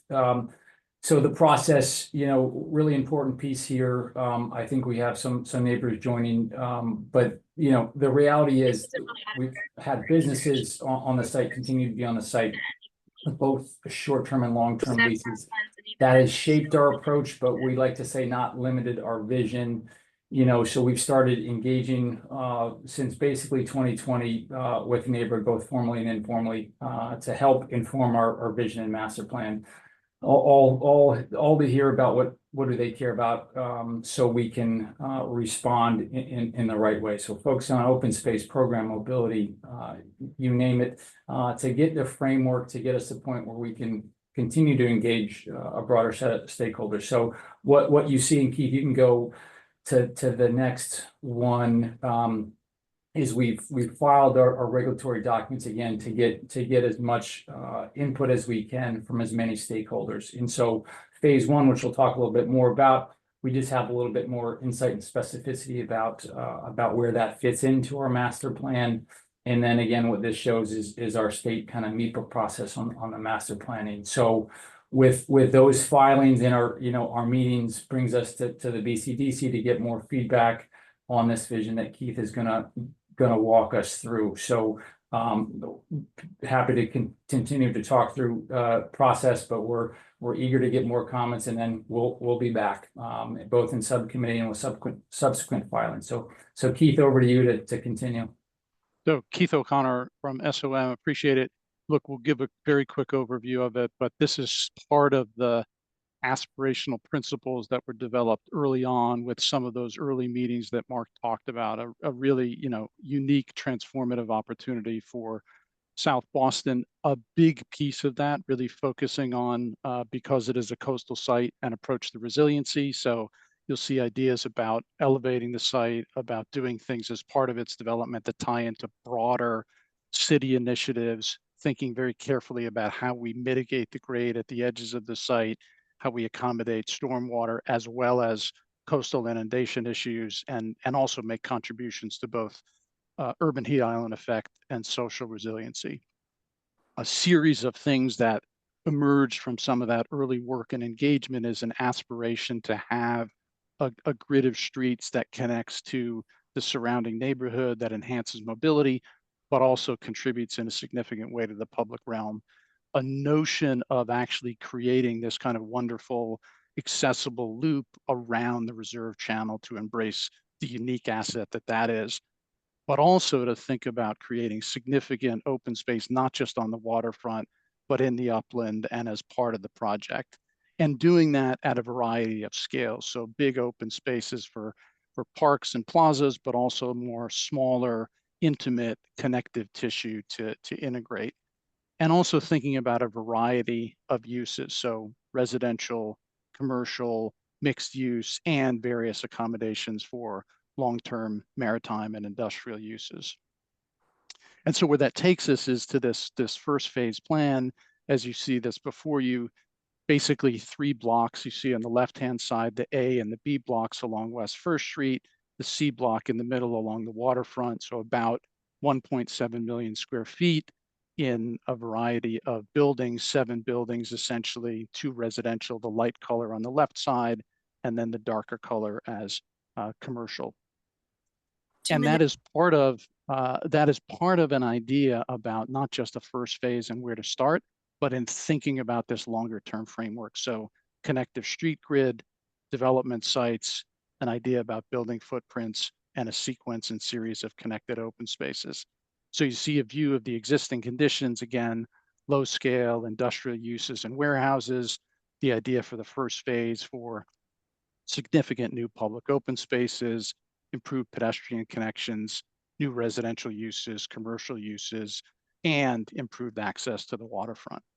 So just to wrap up, a couple of quick views. You're seeing in the upper right a kind of key map that shows you where this is. So a neighborhood open space at the intersection of F and West First Street. Beginnings of the ideas about architecture and relating to the existing community and context. So making a transition from that new residential, recent residential development along West First Street, accommodating that, thinking about ways to relate to that architecture as well as the kind of bigger scale industrial architecture in the district, and really focusing a lot, frankly, on the public realm, welcoming public open spaces. This is a view looking on West First Street, where we're mitigating the grade change for resiliency, but also making sure that there's opportunities for robust landscape, for amenities, for plantings, for seating, and for activation and animation, particularly at the ground floor, as well as some corridors that are pedestrian only, sitting between some of the early phase commercial buildings. So a rich public realm connected to an activated and animated ground floor in the buildings.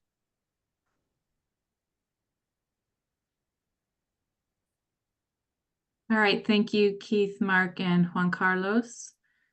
Christina, are we going to go back to some of those earlier slides and turn it back over to Seth? And as Lizzie is pulling that up, Linda, I'll address in part your question. Just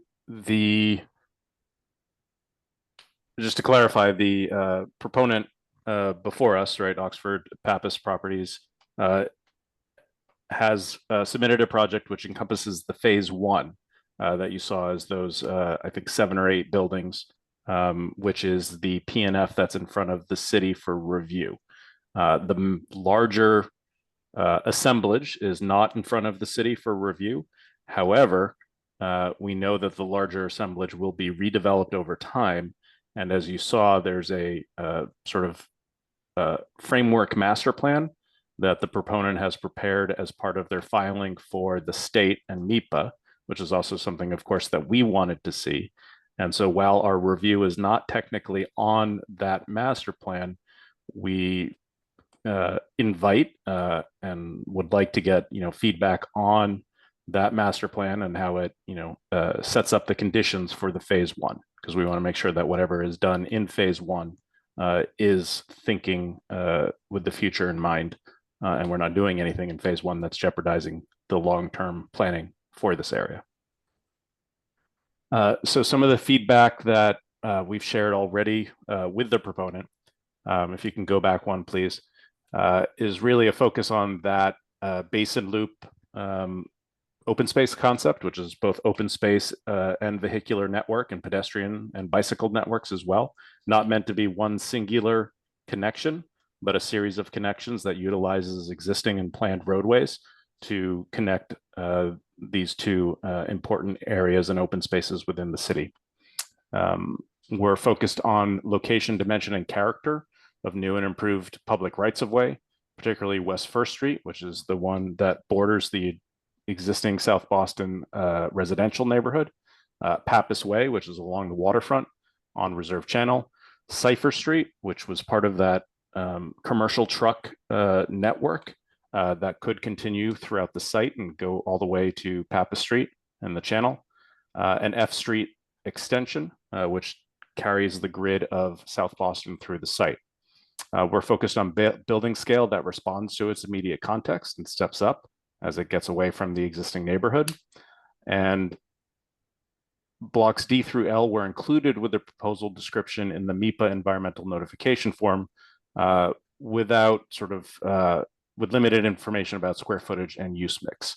So the phasing and the other questions, with the master plan are not necessarily, answered and within our purview, but we certainly want to be thinking about those things as we evaluate phase one. Next, please. Specifically, West First Street is of critical importance to this basin to basin or basin loop connection. Again, with the fabric of the existing South Boston on the left, and I think this is the site here on the right-hand side.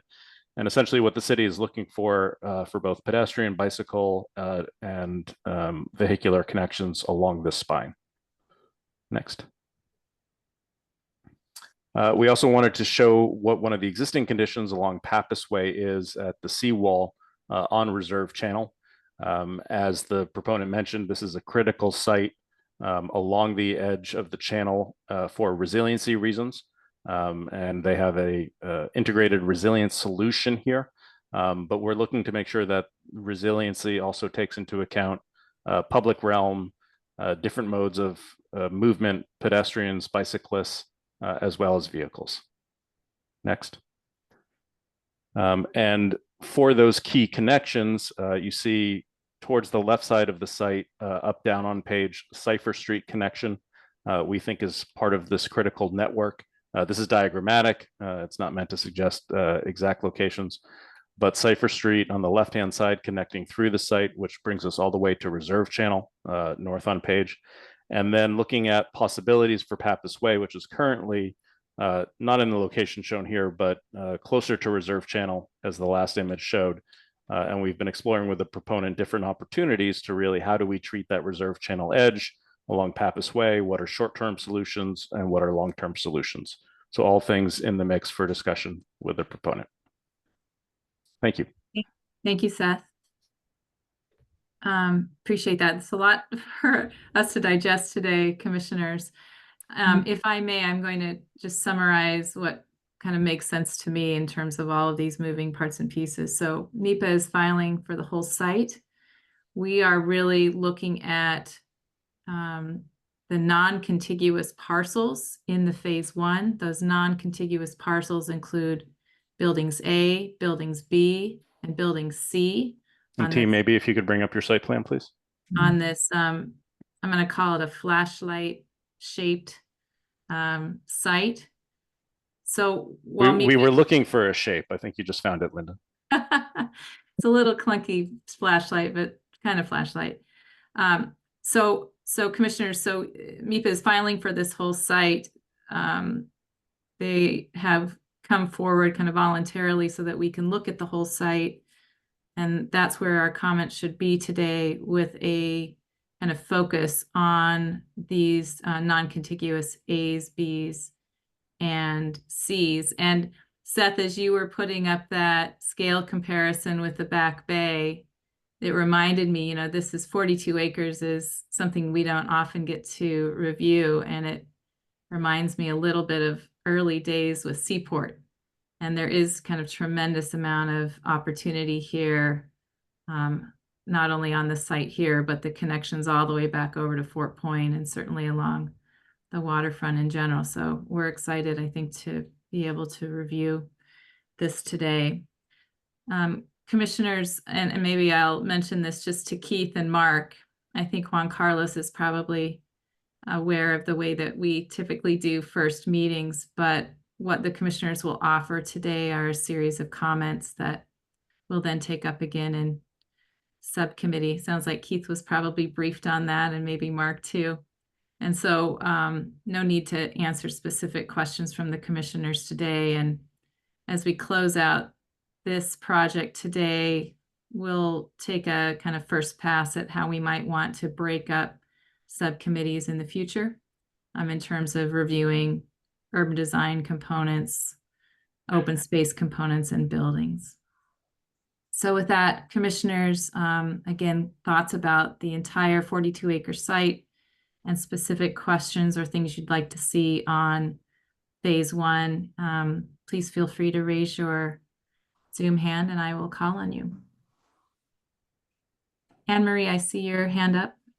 Yes, I actually just have some questions as we look at this again in the future. It would be helpful. So first of all, I really appreciate the planning context. It was very helpful to have that. I'm kind of curious to see, you know, as has been observed, this district, a lot is changing in this district, and it would be, I think, helpful for me as part of the context to maybe look at some of the precedents of sort of how we negotiate the change in use and change in scale and change in just, you know, kind of where we are in time. And I was trying to remember where we are with the former power plant project, which I know is sort of off a little bit, but I just think that was, you know, I think a similar circumstance in many ways where we were, okay, the scale of the site was not as substantial, but still how we rethink a waterfront site that's dealing with sea level rise, how it meets the edges of a very small scale residential neighborhood, you know, how we negotiate former industrial use and, you know, adapt existing structures and sites to new uses. So that would just be helpful context for me to have in terms of what we're looking at in at least from a plan view. Thanks. Thanks, Anne Marie. Jonathan.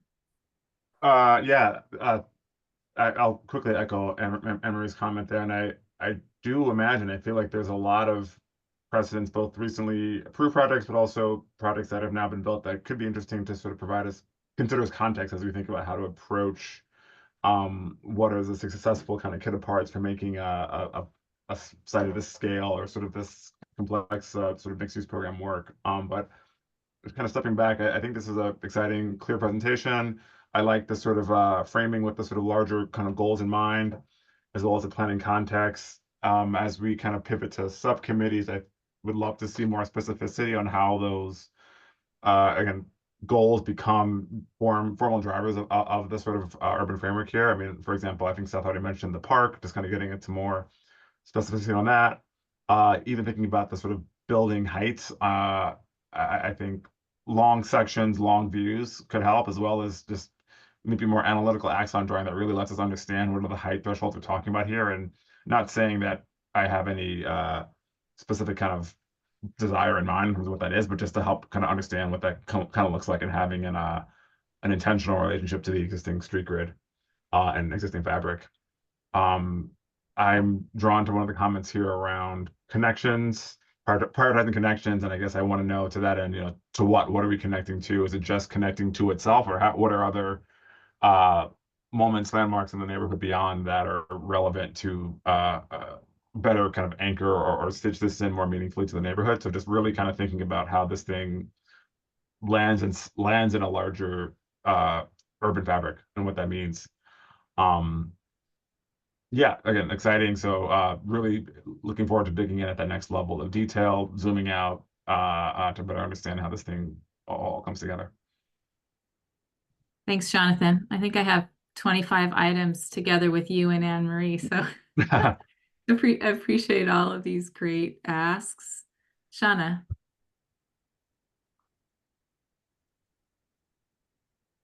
You're muted, Shauna. So the amount of information to learn about this site is somewhat overwhelming, but it's a really exciting opportunity. I think one of the things you inferred about it is the opportunity to look at the whole site from a grading perspective, not just building by building, an opportunity that was obviously missed in the seaport. So that to me is an exciting thing that I would like to learn more about, as well as you know, the potentials of stormwater and resiliency with respect to sea level rise, how that can be treated differently given the scale of this parcel. Also, a small thing that I think wasn't mentioned that I would like to understand, to just inform my understanding of the project, is what is the water use, not just at the shore, but actively on the water as part of to understand the context of the project further. And otherwise, your list is pretty comprehensive to me so far. Yeah, it's getting longer. Thank you, Sean. I appreciate it. Catherine. Thank you. I appreciate the presentation. I agree with all the commissioners. I do want to add to understand, given where this is located, what are the points of entry and access, or accessibility to this space? What's proximate in terms of mobile transportation, or other forms of transportation to get here, given that you have existing residents that are across the street, as well as new residences that you're trying to build here. I'd really like to understand how you're thinking about the point of how people, or where the space gets to the space, given its proximity around other things that are being built. And then I'm always curious about the use of civic pavilion space and how you all are thinking about that creatively, that not only just engages the people that are using the space, living in the space, interacting with the space, but also its next door neighbors and proximate to that civic pavilion. Yeah, that's a great point, Catherine. Thank you. Mimi? Yeah, my hand function isn't working. Sorry about that. I'm equally overwhelmed with, I think, Shauna that said this is a lot to take in, but I think it's a really good start. I'm really intrigued by the idea of really zooming out. Like, this is such an area that we're focused in, as big as it is, but I really want to zoom out and understand bigger patterns within the area. I know Summer Street's a big thoroughfare, West First is a thoroughfare, but I really think we need to understand the grid in this neighborhood and, points of access, exactly what Catherine was saying. In addition to that, I think we want to understand all of the development that's happening around here. Like, I know we have the L Street power station project that's right off this screen. And I know there's some development that we've recently approved along First Street. And so I just want to understand where all of those projects fall within the context of this project.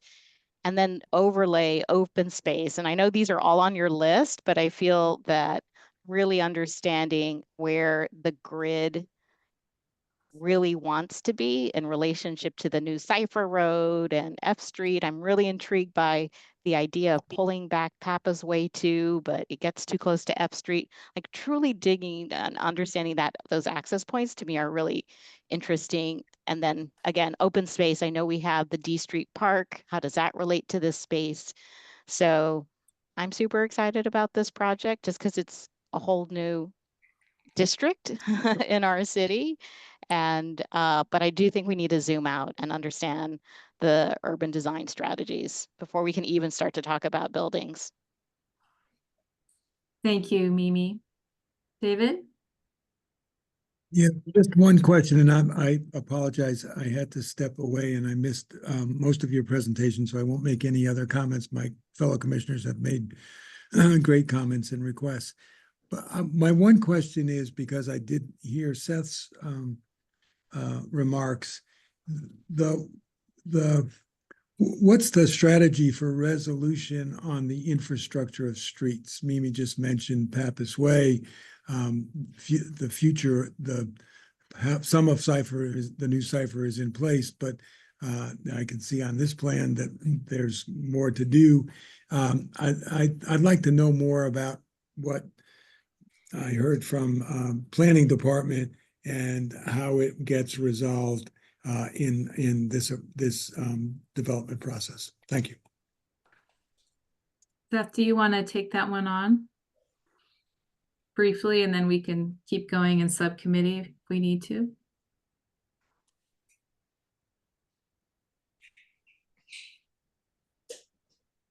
Seth, we can't hear you for some reason. You're not muted, but we can't hear your voice. because we have a second secret mute Oh, button on there our you go. headsets. There you go. David, thank you for that. I look forward to coming back to subcommittee to report on our progress with the proponent on those network connections. Thank you. Thanks for that comment, David. Commissioners, I know the digital hand isn't working for everyone, so feel free just to wave it and I'll keep my eyes open for it. Bill, I saw your hand just go up. Yeah.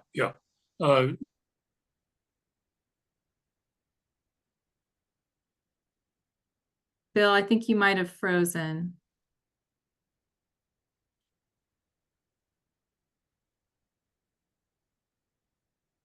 Christina, could we ask you to maybe send him a quick message? Sure thing. In case he doesn't realize he's frozen, I would hate to miss the comments.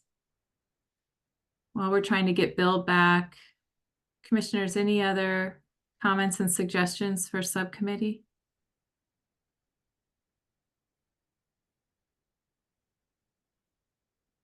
Okay, well, we can try to loop Bill back in maybe once we hear any public comments as well, and before we maybe make a plan for next steps.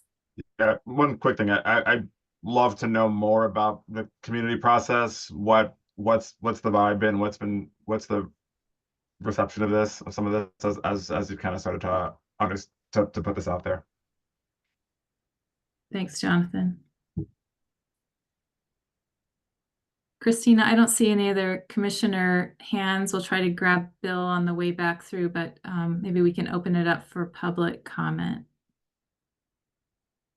At this time, we'd like to invite any members of the public in attendance who may wish to contribute public testimony to raise your digital hand and staff will call on you.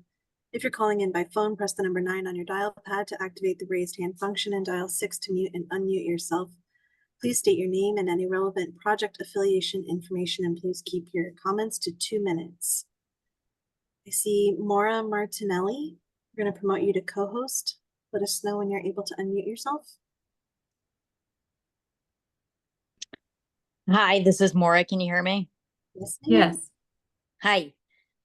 Thanks everybody for your time and presentation. My husband and I, we live here with our 2 kids. We live directly across the street from the site. And we've been involved from the start, looking at it, thinking about it, and speaking with the proponents of the site. We are excited about aspects of it. I think overall, like, our largest concerns is that there doesn't seem to be like a grand plan of how it all kind of connects and greenery. To us, it just looks honestly like huge, massive buildings that don't really have connections or anything. So we live directly across the street. Our townhome is 35 feet and building A2 is proposed at like over 200 feet. So, and most of the buildings around here are consistent with our height, a little bit higher, but nowhere near, what's being proposed. So, I think it is an awesome opportunity. This is actually a really beautiful area. The reserve channel is gorgeous. Like, this could be awesome. And really, really change this area if it's done well. I just don't think a ton of, I'm sure thought has gone into it. I just don't know if there's been like a larger urban plan gone into the design is our concern. So we have like specific, complaints that we've written in about, but that would be like overall our thought, that it really doesn't fit in or connect.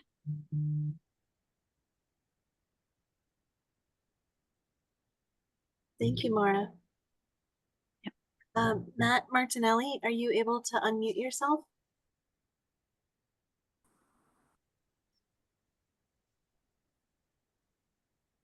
Hi, thank you. And thanks again for the presentation and the time. Just to echo, I'm a member of the CAC. I live across the street.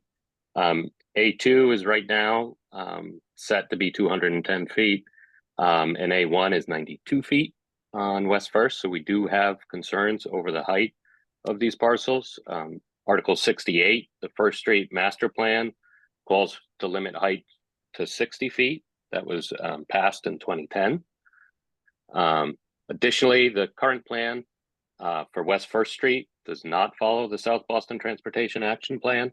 I'm happy to see Seth Reisman try to push for that. We definitely do want a cycle network on West First Street. I would love trees on both sides, and so both sides of West First Street. And so going further into this parcel, nothing's built on this side, on this proponent side of West First Street. So kind of setting the edge of where the street would be would set a great precedent. Want to echo, love the idea of F Street through Summer. Sort of think that this is our only chance for residential along these 42 acres is the A parcels and the B parcels. So kind of think all of it should be residential because 42 acres and we're only going to end up with 200 residences. I don't think is fair to businesses and retail shops that could use the business, and doesn't seem to be very smart urban planning, especially in the midst of a housing crisis. But primarily one thing we're really asking for is that the A3, the Civic Pavilion and the park be swapped with A1 and A2. We believe that the park would provide a greater coastal resilience closer to Pappas Way, as well as moving the park away from the existing Buckley Park which is located at E and West 2nd Street, would then provide a park to kind of a parcel that's between Dorchester, L, Broadway. It's kind of a square parcel. Mimi was kind of talking about it further. Anyways, I'll stop and I can provide written comments from here. Thank you, Mr. Martinelli. We would certainly encourage written comments. It sounds like you both have a lot to say here. Commissioner Easley just wanted to acknowledge that Commissioner Ron has rejoined, but we are quite over time on deliberation. Can you all hear me? Yes, thank you. Welcome back. Welcome back, Bill. Did I leave in the middle of my presentation?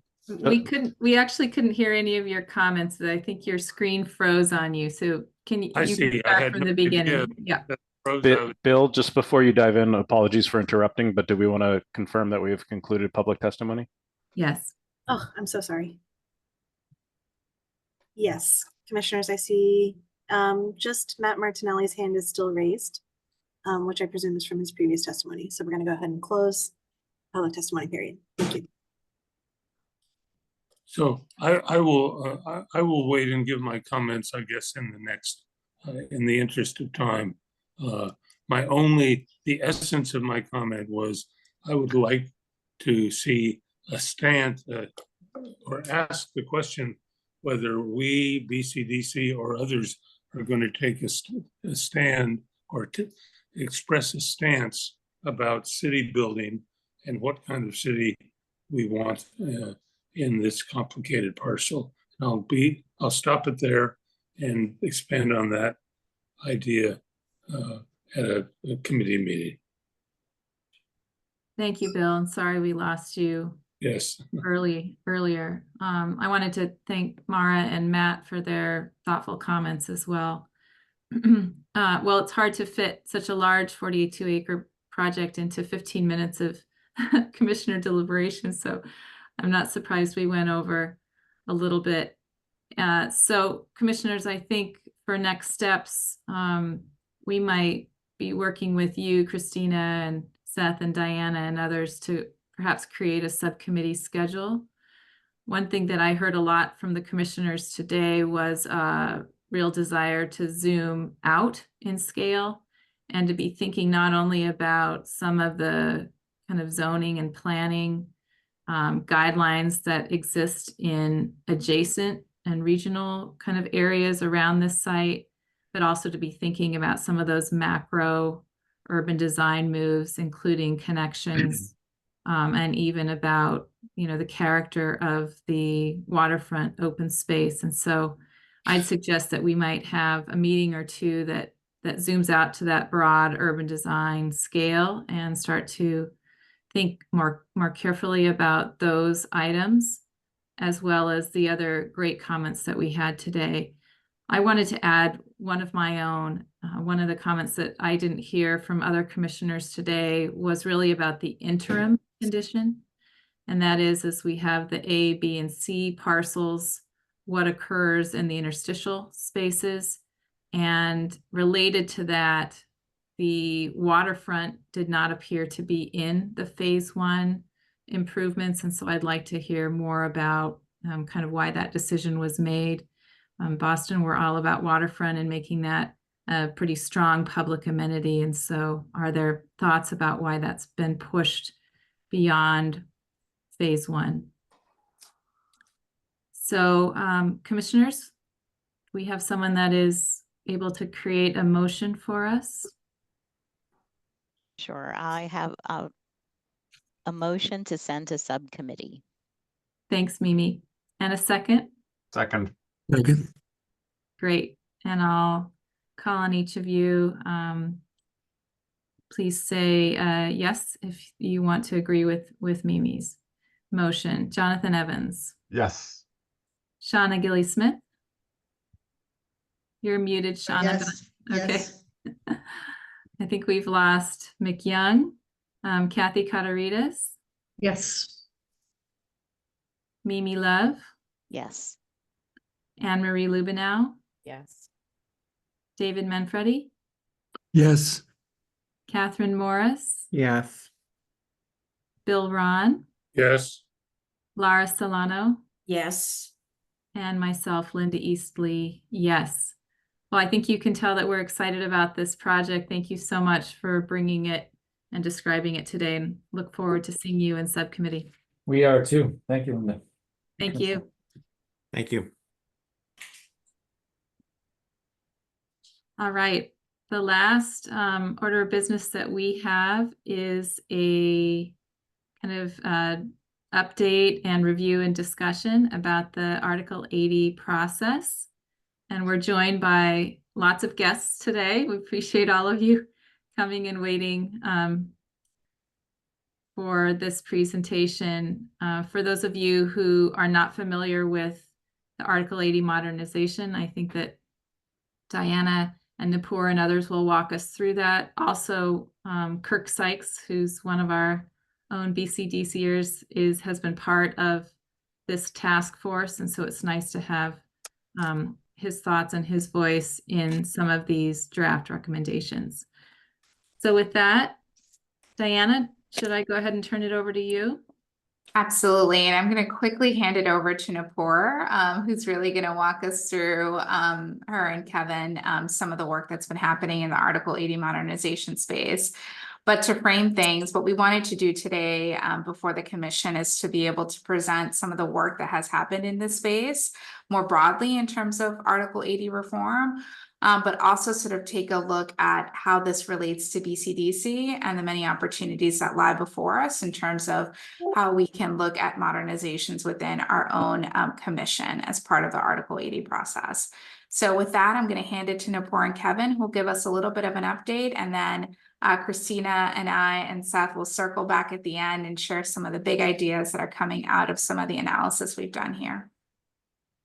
Thank you, Diana. Good evening, everyone. Appreciate you all sort of saving us for last. Hopefully we won't disappoint. I know it's been a long night.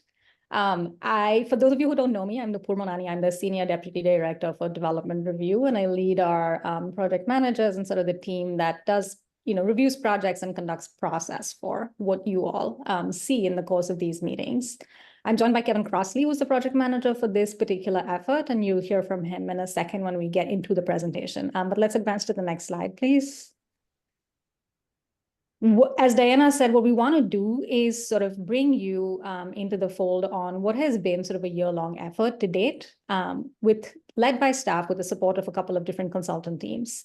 And unlike a lot of our other sort of planning and policy projects where we often set out with sort of a goal in mind, in this case, we didn't have that, right? I think we all recognize the problem, which is Article 80, the section of the code that governs development review procedures in Boston, was established in 1996, almost 30 years ago. The development landscape since then has changed tremendously. The projects have changed. The complexity of the work that we all collectively do has increased. But there's never really been a moment to stop and say, hold on, I mean, how do we sort of redefine the rules of the road so that they are really representative and sort of serve the needs of all of us and the citizens of Boston that are impacted by development review. This was really also kind of supercharged by the mayor sort of taking office and then her State of the City speech in 2023, sort of mandating us to really modernize the way development review happens as part of a suite of actions that sort of encompass the overall reform of the agency, now the planning department. And so really, these were the two big motivations that led us to embark on the project. Let's go to the next slide. One more, Lizzie. So as I said, this has been an effort that, I'm sorry, let's just stick with the timeline for a second. I think there may be a lag on my end. So we started working on this with our two consultant teams focused on operations and focused on engagement in July 2023. And we've had a series of engagements, both with the community at large, but also with sort of stakeholders in the development industry and in the design industry as well. We've spoken to staff, to sort of city staff that are engaged in development review, both within the planning department and other city departments sort of outside of here. And we've supplemented all of that with really, really robust research, looking at what cities across North America do, right? And really kind of situating Boston within the landscape of all of those best practices for development review. So what you'll see here, and what Kevin will sort of walk us through, is some ideas that have been bubbling through as it relates to the overall review process. And then Diana and Christina will walk us through sort of how that may apply to BCDC. As you see on the screen here, we're not at the end of the road, right? We're coming to you today because we're about to sort of reach an important milestone in the process. We are aiming to release what we're calling the Article 80 action plan that will contain some of our draft recommendations and sort of big conceptual ideas for where we want to go and continue to investigate. That is due to be released at the end of this month. That is not the end of the process by any means. It's just sort of a moment where we as the planning department are kind of taking stock of what's happened so far and committing to a direction for additional work and additional due diligence that will be done, right? So a lot of what you'll see today will be sort of big conceptual ideas. The nuts and bolts are yet to be figured out, but we wanted to make sure that we come to you early and we're kind of having these conversations with you as some of these concepts take shape, with the intention that this certainly won't be the last time you hear from us, right? What we hope to do is to establish a bit of a forum with you through these informational briefings and additional dialogue that we can continue throughout the fall. So with that, I'm going to turn it over to Kevin, who'll walk us through some high-level ideas, and then we'll hear from Diana and Christina following that. Great, thanks, Nupur, and good evening, everyone. I have a couple slides here intended to give you a preview of the kinds of information you'll find in the action plan itself once it's released, but I'll try and keep it brief. So first on this slide, you see a bit more detail of the types of engagement that we've been doing. Most recently, we focused on a series of in-person and virtual workshops across the city where we had a series of very detailed and kind of qualitative focused conversations with community members about some of these draft recommendations. So that's been an important part of our process. In addition to the engagement, or on the next slide, Christina, here's a snapshot of what we've been hearing from some of this engagement. Overall, on the Article 80 process writ large, the engagement process doesn't do a great job communicating, clear goals of, what is the outcome we need from this piece of engagement and how does it fit into the bigger picture. The role and the structure of advisory groups, things like IHGs, but also task forces and other community structures needs to be clarified. And the mitigation and community benefits process is confusing and inconsistent project to project. There's not really a clear set of standards that we can fall back on that really connects to the larger planning and design vision for the city. So that's a quick hit on what we've seen from some of our community engagement. We've also been doing a lot of peer city research, and on the next slide, you'll see a snapshot of the types of things we've been learning from that work. We focused our research into 3 different categories.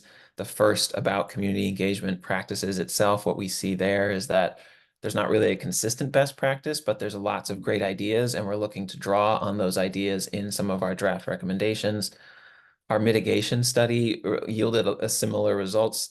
Boston nobody really does it like Boston, and there's a real opportunity here to clarify and standardize the way that we discuss and agree to impact mitigation for projects.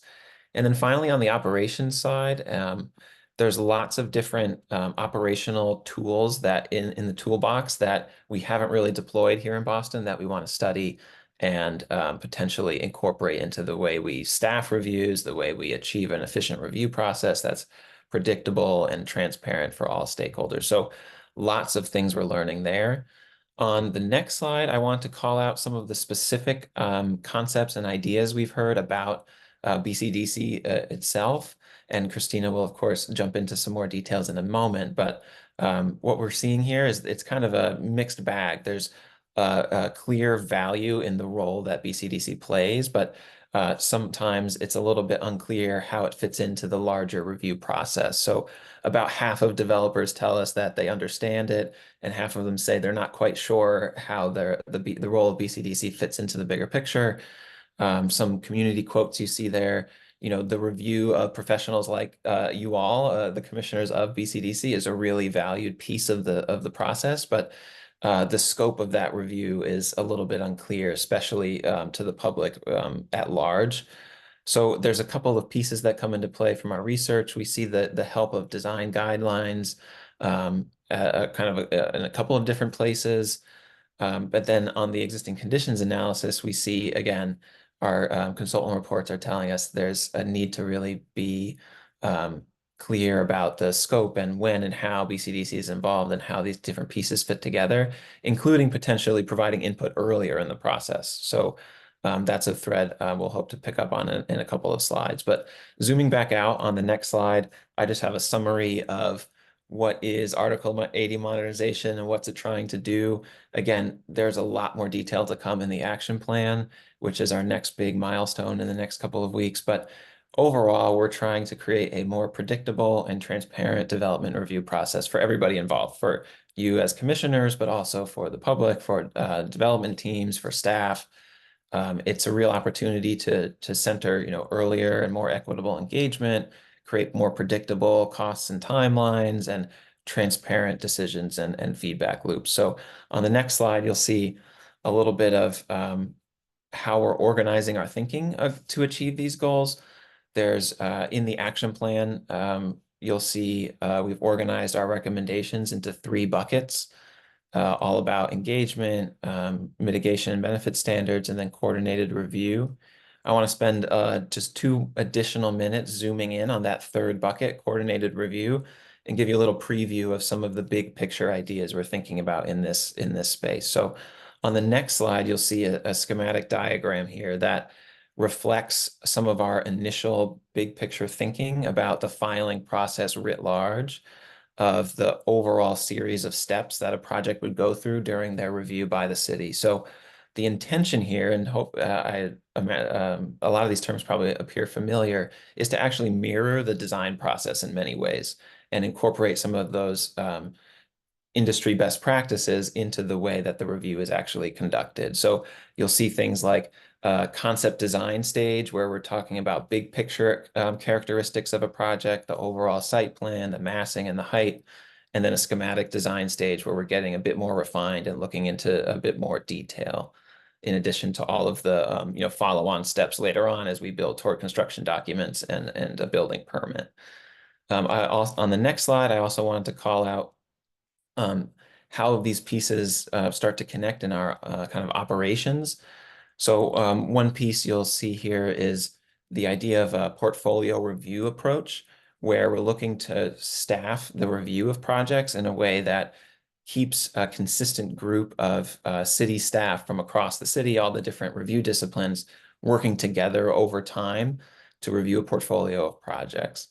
Another big picture piece we're looking to study more, and part of the reason we're here today, is that we need to do a better job coordinating the review of all of our partner commissions and boards that have a role to play in the development review process, where thinking through, the right sequence of review, the right time of review does need to be earlier or later, and creating, a clear series of best practices and documented standards that help everybody involved, navigate that review really easily.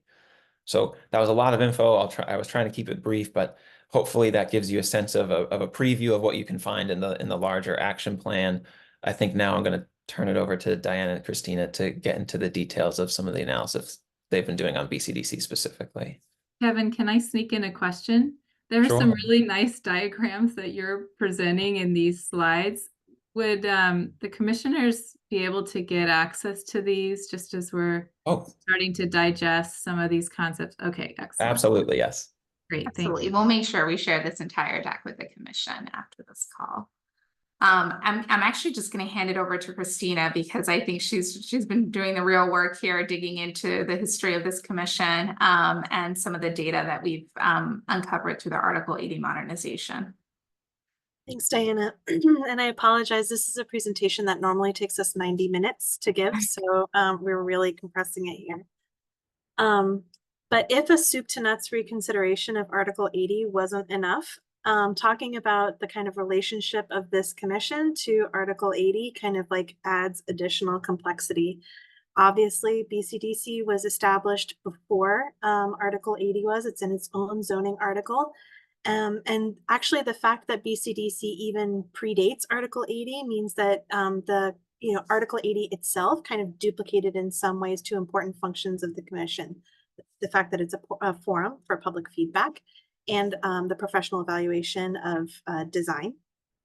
However, we feel like there are important and irreplaceable features of the commission that remain, right? It's kind of an independent body whose advice leans on the professional status and, importantly, the volunteer status of all of the commissioners here. Next slide, please. So we did a ton of research. We went back through essentially 5 years of meeting minutes to inventory all projects through the BCDC review process from start to finish for those that actually completed the process during that 5-year period. So looking at all of the meeting minutes from 2020 to 2024, that's 200 individual meetings, which is just kind of mind-boggling. That yielded 115 projects that sort of completed that pathway. That's not all the projects you guys reviewed, but that's all the projects that start and finished in that timeline. Of them, 107 were unique Article 80B projects. 6 of them were PDA only master plan approvals and 2 IMP approvals to avoid sort of double counting. We only counted it as an IMP or a PDA if that was the only approval it was seeking at the time. So basically a lot of review went down. Next slide, please.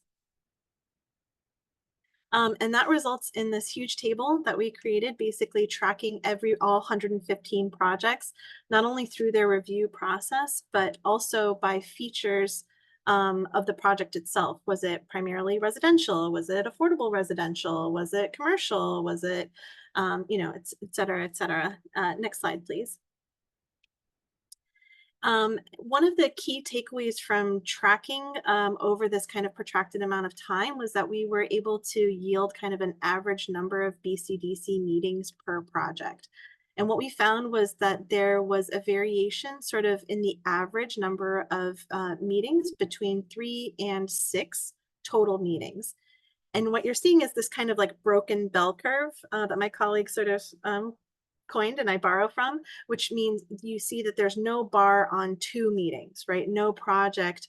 It is possible to be introduced and voted on in a single meeting, but it is not possible once it's referred to subcommittee to have only those 2 meetings. It has to make it back to a full commission. So we see this kind of broken bell curve in the total amount of time it takes for BCDC to review.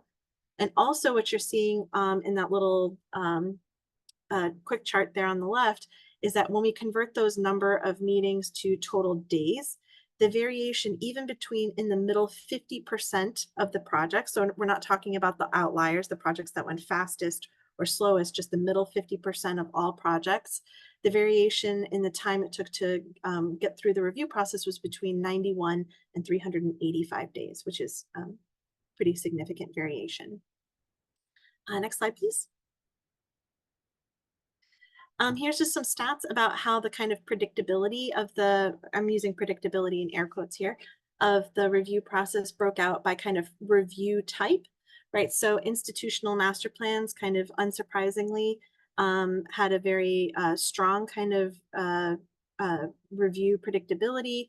5 IMPs approved in the last 5 years. All 5 of them had either 4 or 5 meetings. So there's kind of like a very tight correlation there.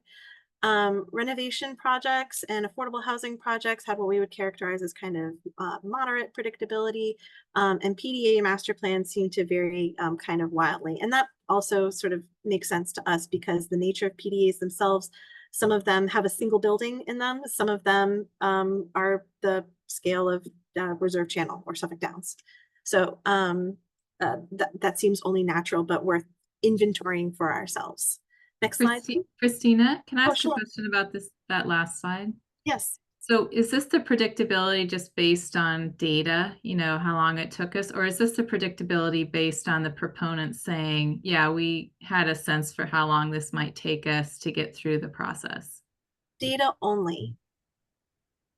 I don't know, it's not yours? Oh, sorry, Ernan, you are unmuted right now, and I don't think you need to be. Data only. We did have some case studies that sort of got into this more qualitative, what did we expect versus what happened, but for the purposes of discussion tonight, wanted to focus solely on just what did the numbers have to say. Thanks. Next slide. We do see, this is kind of tracking by year, the average number of meetings it took for a project to get through BCDC review. So in 2020, that average was about 4 meetings. It kind of always hovers around 4 meetings. The median kind of has crescendoed and descended. And we find ourselves that we are, over the last couple of years, kind of putting downward pressure on that number of total meetings it takes for projects to be reviewed. Next slide. This is an analysis of the size of each of the project that you review. So, you know, we know that the kind of obligatory sort of trigger for BCDC's review is proposing 100,000 square feet or more. There is a kind of discretionary trigger for bringing projects that are below that threshold. We saw just a handful of those in the last 5 years. The bulk of the projects the commission has reviewed actually kind of lives in this 100,000 to 250,000 square foot range. And then, you know, obviously that tapers down pretty significantly as we get into the much, much larger PDAs. Next slide, please. And we did take a moment to kind of compare length of time of review to size of project. And I think our instinct was that as projects get bigger, they would take more time to review. But actually, that wasn't our finding. Our finding was that there seems to be no relationship between the size of the project and the number of meetings it takes to review it. And in fact, some of the smaller projects had as long review periods as some of the largest projects we did. And I think none of this, by the way, is meant to, this is purely observational, not meant to be a kind of commentary on why that happens or whether or not that's good or bad, just purely observational. So I think with that, I want to pass it over to Diana.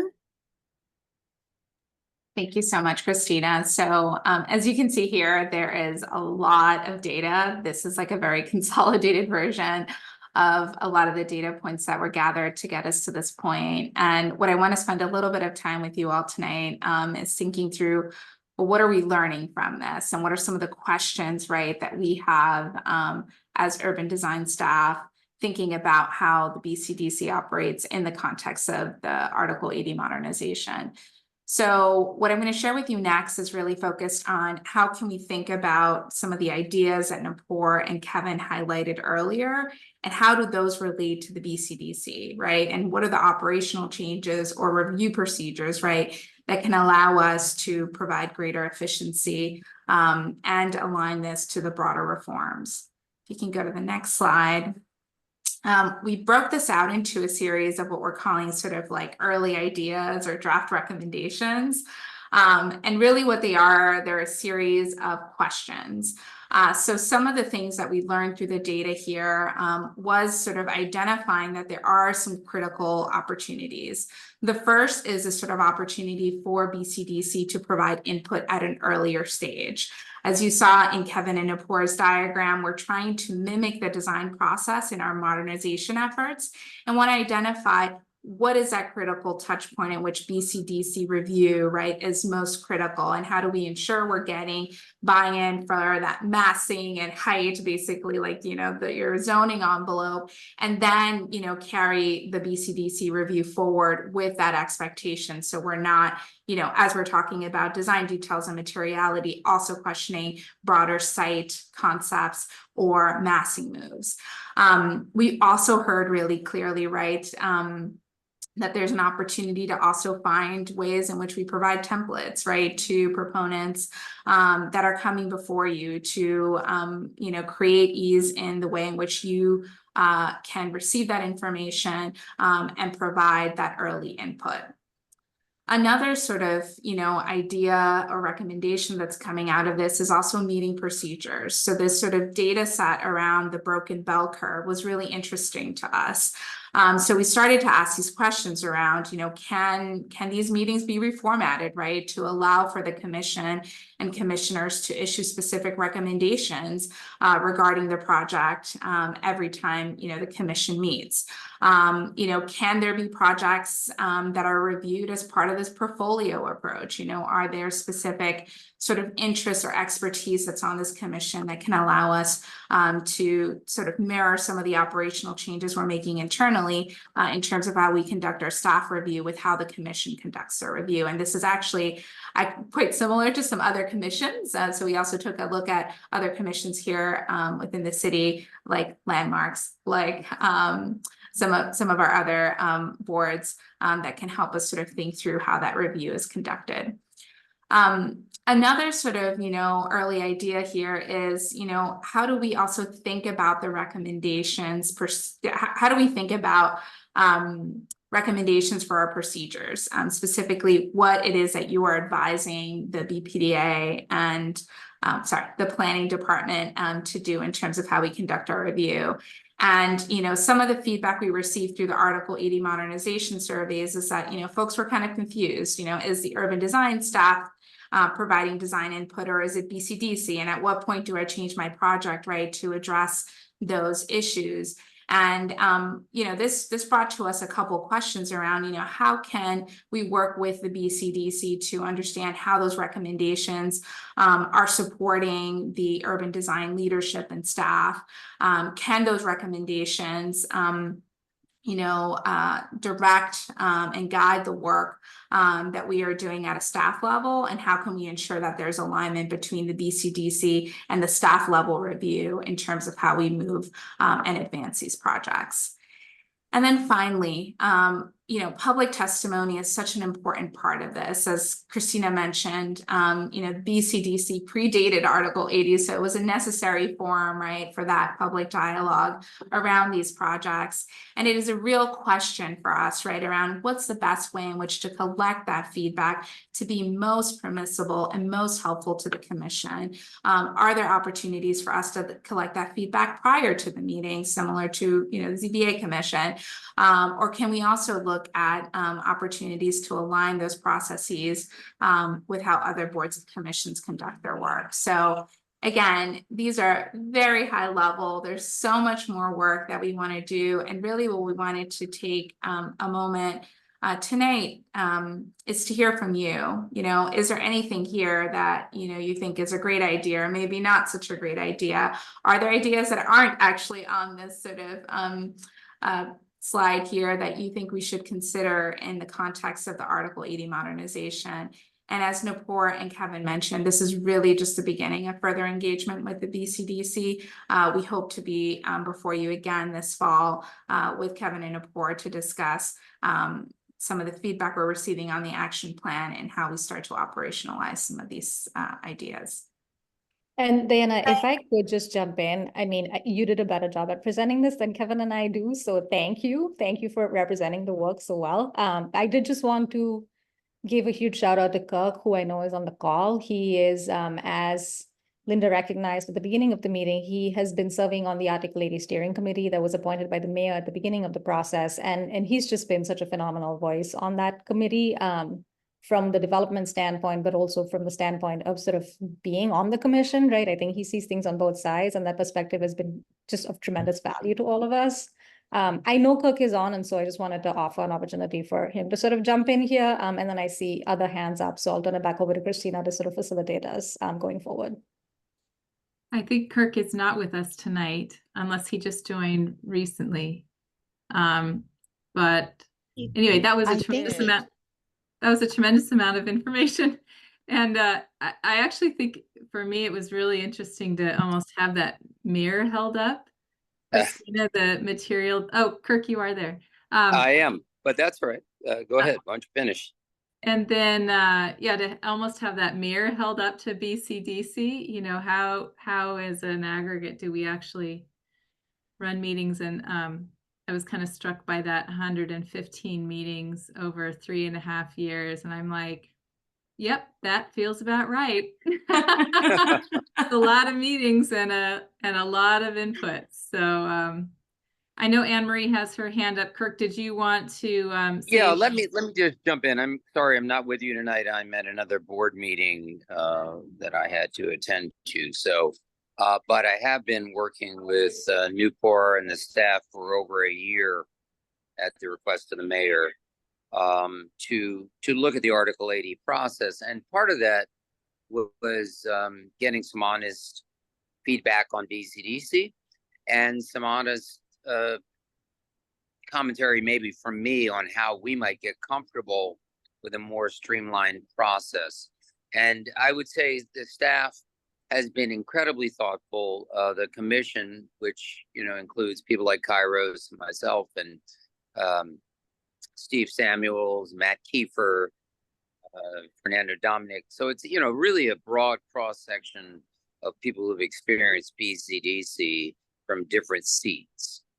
What resonated with me was ways where we could offer guidance to template the kinds of content that we'd like to see, and by that meaning being very specific to sponsors and proponents about the level and type of information we need to be efficient. And I think staff has heard that very loud and clear. I also think the level and capability of staff in ushering through some of the kinds of guidance we give and trying to make sure that we feel comfortable in handing off responsibility of executing and seeing it come to bear.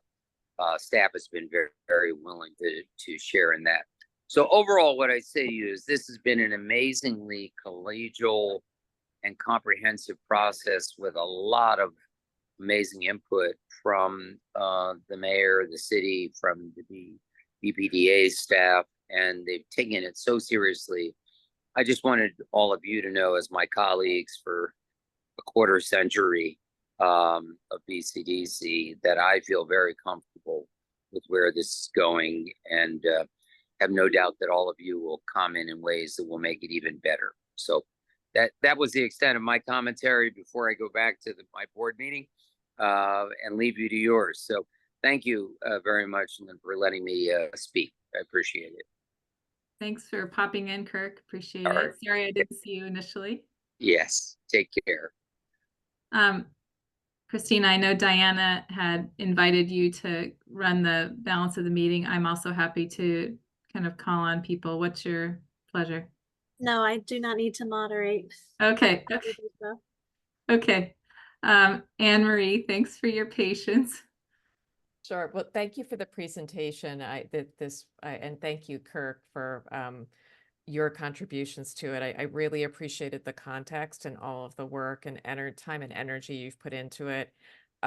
It's always helpful for me to have the context of what are other, peer cities doing, what are the lessons learned. So I found that to be incredibly valuable. Also, just acknowledging the sheer number of meetings that have been conducted. And just one thing I would encourage that also be accounted for, just the number of volunteer hours that go into it, just in part because I know, having been a part of a previous city's review process, that became a really powerful argument for just sort of the contribution to the city itself.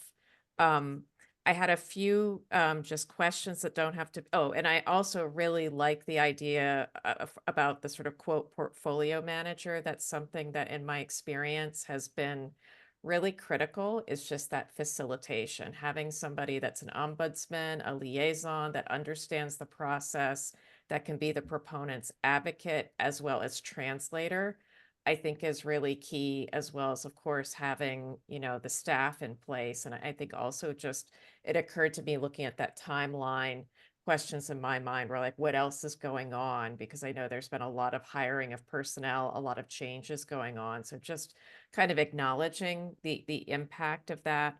And then just a few questions is just sort of, where do projects get hung up?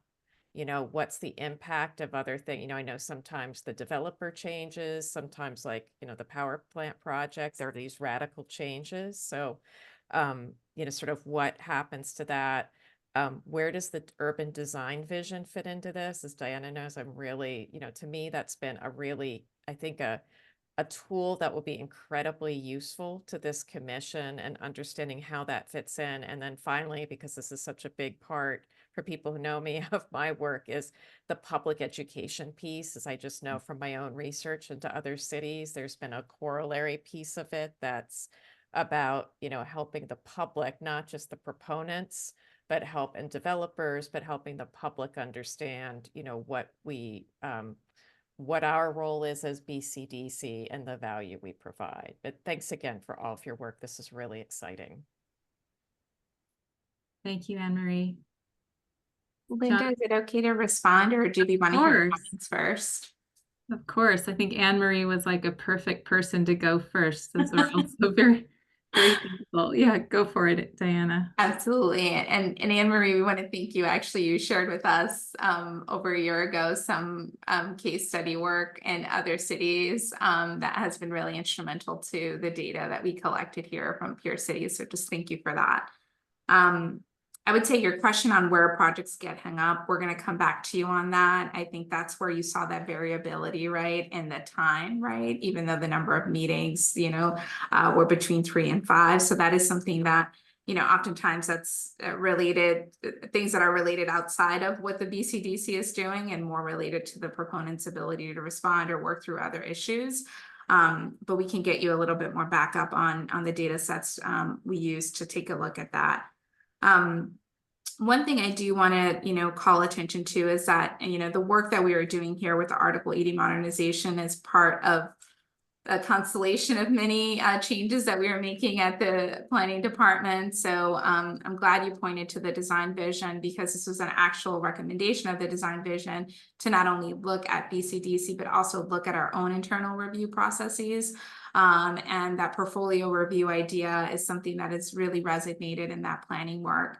And for the first time in a long time, the Urban Design Division is going to be publishing design guidelines this fall, and also releasing final draft of the design vision report, which will have a set of design principles that we hope this commission can adopt in terms of how we conduct our review.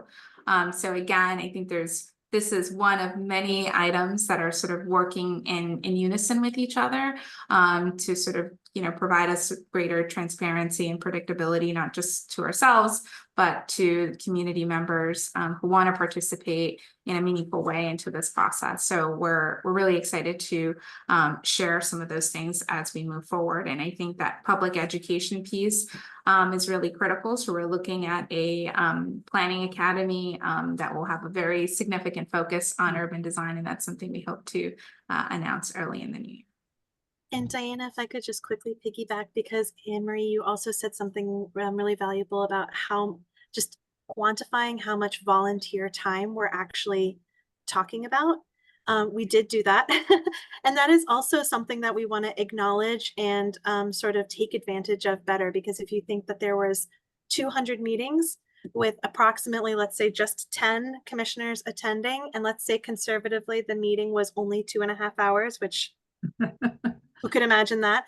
That's 5,000 hours of time in just 5 years. And if you think about your billability rate, we could never afford to replace what this commission does. So we want to make sure that we are completely maximizing the volunteer contribution that you were giving. I'll leave it at that. Thank you, Christina. And Jonathan's up next. I just was going to make a suggestion to the commissioners. Does it feel about right to spend another 20 minutes on comments here, just so we can release everyone at around 8:25 or 8:30? Okay, great. Jonathan. Sure. Thank you. I'll try to go quick here, and I've got a kind of few scattered comments. I think some of the questions from Emery were interesting in terms of the things that you're mapping. And again, this is amazing work. Like, I'd love to know or see what is the BCDC review time relative to the overall review time, just to kind of understand if that's how that works. And this one might be a little bit more of a trickier thing to kind of map, but BCDC review time relative to specific proponents, because I do think there could be something said about people who know this system, know how to get through this system, regardless of the merit of the particular project, right? And so as we think about creating transparency, clear, strong guidelines and rules, if we can understand to what extent that is a thing. I'm struggling with some of the comments about, and I appreciate them all, but sort of templates and efficiency, because I do think that to its ultimate end could lead to a conformity and lack of ambition and trying to, like, I'm going to get from point A to B as quickly as I can to get through this process. So I don't know. I mean, I think we need that to a degree, but I also want to make sure we can, and maybe this gets to the design education point, continue to uplift the aspiration of doing something bold and uplifting our city. So just again, how we navigate that, I think is going to be something to sort of understand. And I don't necessarily think it's a bad thing that there's a sort of murkiness maybe between perhaps commission recommendations and then urban design staff. I think that then that's what ultimately the proponent has an architect that needs to then figure out how they want to work through this. I think the idea, like, there isn't a single answer. I think the idea that we are perhaps complementing each other, sometimes contradicting each other is probably a good thing. It creates a healthy conversation. I think I certainly say that with a full acknowledgement that we want to kind of move things through. So I understand that as another constraint here. And maybe the last thing I'll kind of touch on is, again, I appreciate the efforts with affordable housing in particular to kind of get things through quicker. And I do want to maybe acknowledge that the threshold of conventional design of like SD or concept design and SD, 100% concept design or schematic design is probably beyond what you might do for getting something approved from a development BPDA standpoint or planning board standpoint. I think I just want to keep that in mind if we're relative to how much we're asking proponents and developers to carry multiple design options going forward or test various things. Once you're getting into that level of schematic design, that's requiring a lot of cost. And so I think the outline makes sense, but maybe it's a question of semantics, that it might not be fully schematic design, quote unquote. All right, I think I've said enough, but this is all really exciting and excited to see how it's progressing. Thank you, Jonathan. I think these are right on. And I think just to clarify a little bit on the last piece, I think our goal here was to just ensure that there's sort of a clear buy-in point, like we're providing clarity to proponents, right? Where, they're at BCDC at more of a schematic or, close to more detailed design, that we're not talking of, we're not in a position where we're then revisiting massing and design at that point, right? That there is an opportunity for us to sort of make these sort of larger decisions up front, and that we have BCDC input at that point and then come back. So again, that was sort of the thinking, just to clarify. No, it makes sense. And I think if I could jump in on the last point there, Jonathan, I think you're exactly right. We don't want sort of the terminology to create additional work beyond what is typically within the scope of Article 80 review.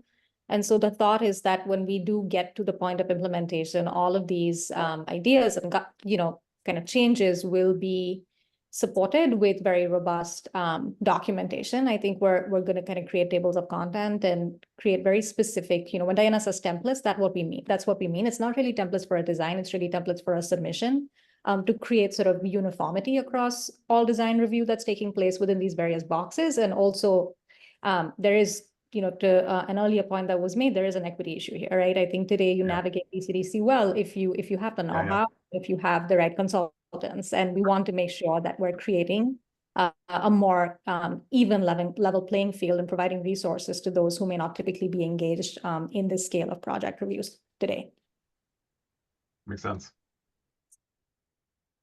Thank you so much. Bill.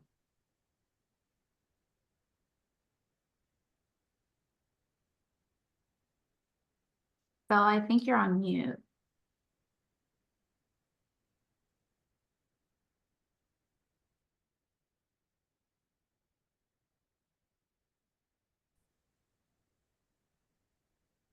Oh, I think, oh, I can't hear you, Bill. Sorry. Okay. Oh, there you go. Okay. Really sorry. Thank you, Diana, and everyone for including us in this conversation.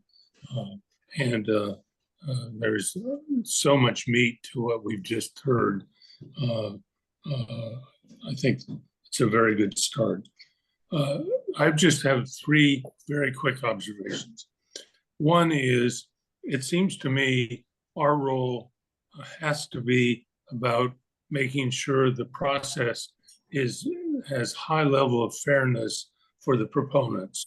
That if we don't ensure that, then we're not going to exist very long because proponents wouldn't put up with it.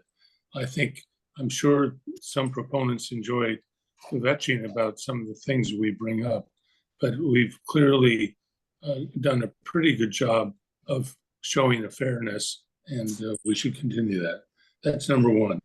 Number two, at the same time, we should ensure that we as a group are providing quality input to the process. We could make everyone happy and not provide quality work, and we have to do that. And third, it struck me that one interesting statistic that was presented is that the median number of meetings is 4 meetings to review, and that makes a lot of sense to me. I would say if we lower that number, particularly to 2 or 1, then the quality of our review will suffer in a very serious way. So that's a third. These are just 3 off-the-shelf comments in addition to what everyone else has said. Thank you, Bill. Shauna?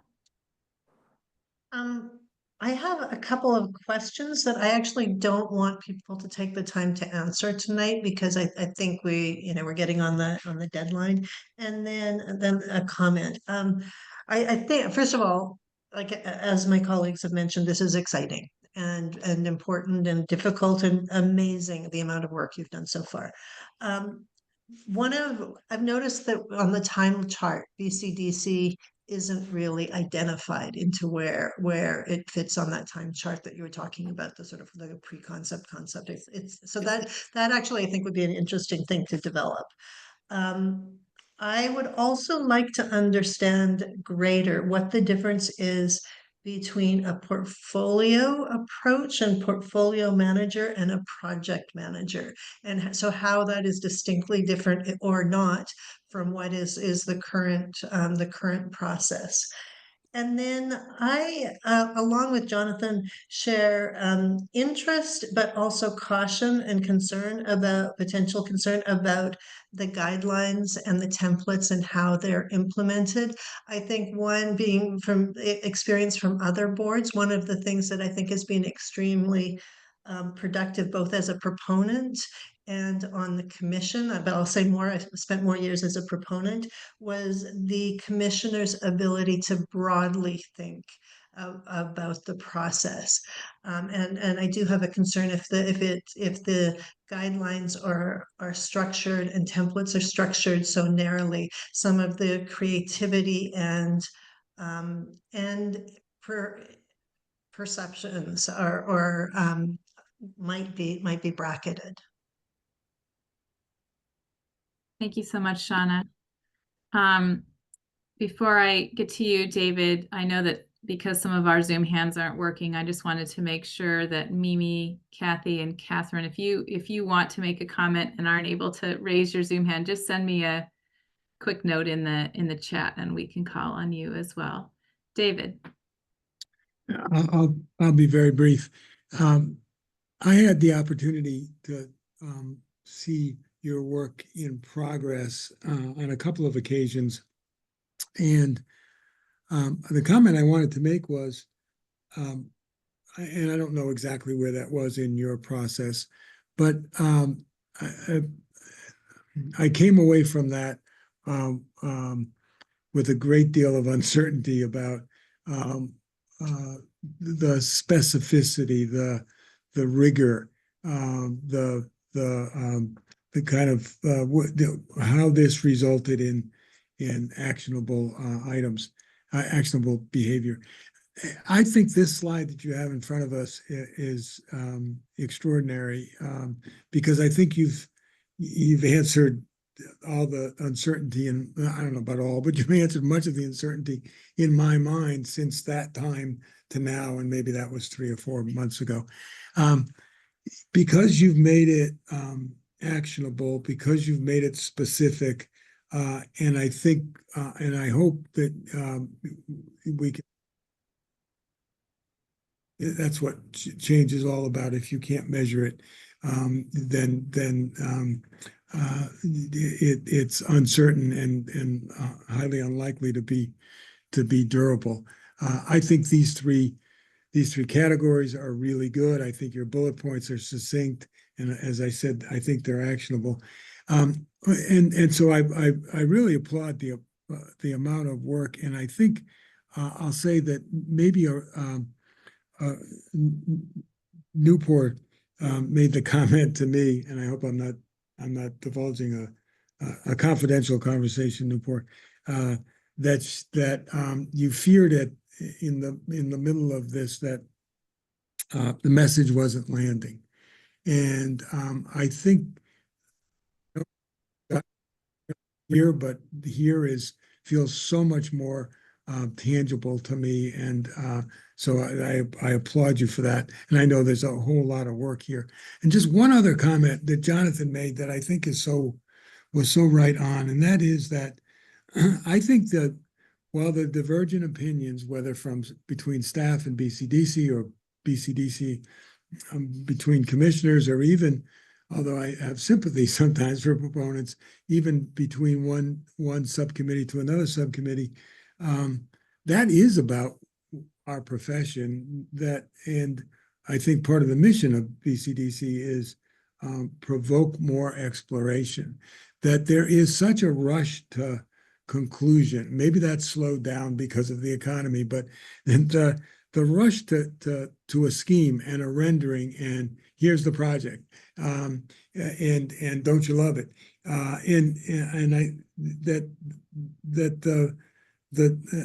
What Bill said, if there's not deliberation and the opportunity for BCDC to have deliberation, meaning to see it again 3 weeks later when it's marinated a little bit in your own head, is really valuable and really important. And I think the divergent points of view is not always for us to solve, and really for the proponent to take it all in and come to better conclusions. Anyway, I want to thank you for a lot of work, and it shows. Thank you, David. Laura? So I'll just say ditto to all the adulations that have been given so far, and get right to my comments. In the interest of transparency, I wonder if, and again, I'm with Shauna, you don't have to answer these, but I'm wondering whether or not the public, and maybe even the proponents, understand the difference between the monthly meetings versus the committee meetings, like being really clear about what the BCDC's mission is in each of those meetings, and in doing so, maybe reinforcing it for us as well. And while we have these astounding number of meetings, I still wonder about the capacity because, for instance, this month we're doing extra meetings in order to accommodate a backlog of projects. And I don't know whether or not in the evaluation of how many meetings, there is also an evaluation of what the capacity is of the BCDC to hear things, which will give more opportunities to the proponents to come before us. I've noticed that there's sometimes really long gaps between when we see a project and the next time. And I'm not sure whether that's, I'm sure some of it is just about the design team trying to work things out, but I'm also wondering if people are trying to jockey for position and can't get on the schedule. So I'll let you mull on that. And then the last thing I wanted to say is about the templates. I agree with others that say, let's not do a template for each. And I would prefer instead to focus on consistency of content and information. So for instance, having shadow studies, looking at topography so that I don't have to harangue about it every time.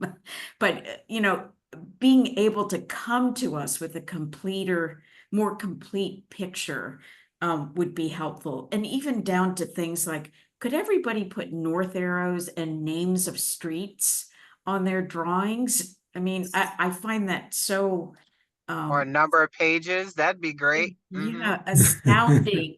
Like you've done here, we're on page 60. But yeah, I would really appreciate sort of bringing that up as well. So templates, no. Some guidance for content and information, yes. Thank you, Laura. And I'll just flip in a quick editorial, which is that all proponents are already asked to put north arrows on everything and to number their slides. So, and to limit them to 10 slides. But I know Christina does a great job in trying to get those 3 through. All right. So Catherine and then Mimi. Mine's just really quick because I agree with most things that are said. Whether it's guidelines or a template, I think that's something that I have found interesting for every meeting I've been a part of has been really from a place of philosophy and concept, to really be at the beginning of the why this project, right? We know it needs to happen, but there's been these repetitive questions around fitting into the landscape. How does it relate to community at large, the public realm, those kind of things, at least from a philosophical standpoint, I think would help outside of the design concept to marry those two together for a fuller deliberation and a set of decisions or recommendations for the future. It feels like we've had to really pull or gauge, and it's felt very disconnected. So for me, I'd recommend more of a template around philosophy of the approach to this, that some projects do really well, but others don't. And we have to keep bringing people back to question that very essential piece, because we are dealing with people's lives and the city that we want to actualize, that Bill Ron alluded to, that's always top of mind, is what happens when the last shovel is in the ground and this thing is standing? Is this the Boston we want to imagine? And that's a philosophy question that I think every proponent should be answering in the larger scheme of things. That's all I got. Catherine, I love that comment. Thank you. Mimi. I mean, it's 8:29 and I think we all are anxious to get off of this call, but I just want to ditto all of the dittos. I think they're excellent comments. I think we all have the same end goal for sure to, be more consistent, more transparent, reduce the overall time frame. I loved all of the data. I can't believe we actually approved, and I don't know if I was even involved, but a $1 million square foot project in one meeting. That was fascinating. I'm like, what is that meeting? What is that project? But anyway, that was on the chart. I would love to understand where our process aligns with other missions. And I don't know if that's a graphic that you could produce so that we understand where we fit into the picture and where you think we should fit in, given that we're going to be a little bit more upfront in the review process, which I really love the idea of concept design where we're looking at wireframe drawings or massing, and we're not really looking at facades, for instance. But just some graphic that shows us where we fall within the review process would be really, really helpful. I think would be one more addition to add to the mix. Thanks, Mimi. I think time's going slower on my computer than yours. I now have 8:29. So we have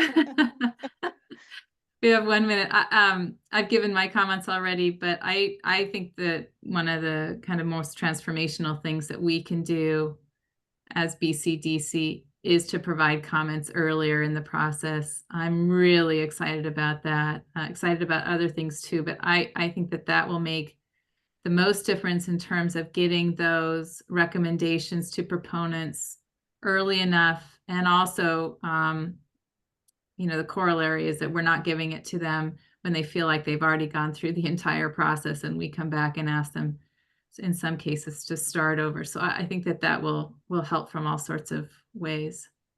And I apologize for contradicting this or undercutting this, but I want to acknowledge the difficulty in that relative sometimes to when a project is ready to be put in the public domain. And how do all parties navigate that? And relative to community input, any particular pressures on a site, that's always a sensitive process. And how do we, I want to do this, and I'm just trying to acknowledge that that's going to be one of the layers here that think it's hard. Yeah, no, I agree. And yeah. All right, we've hit our goal of wrapping up at 8:30. Do you, Nupur, Diana, Christina, do you all have what you need? Kevin, do you all have what you need? Okay.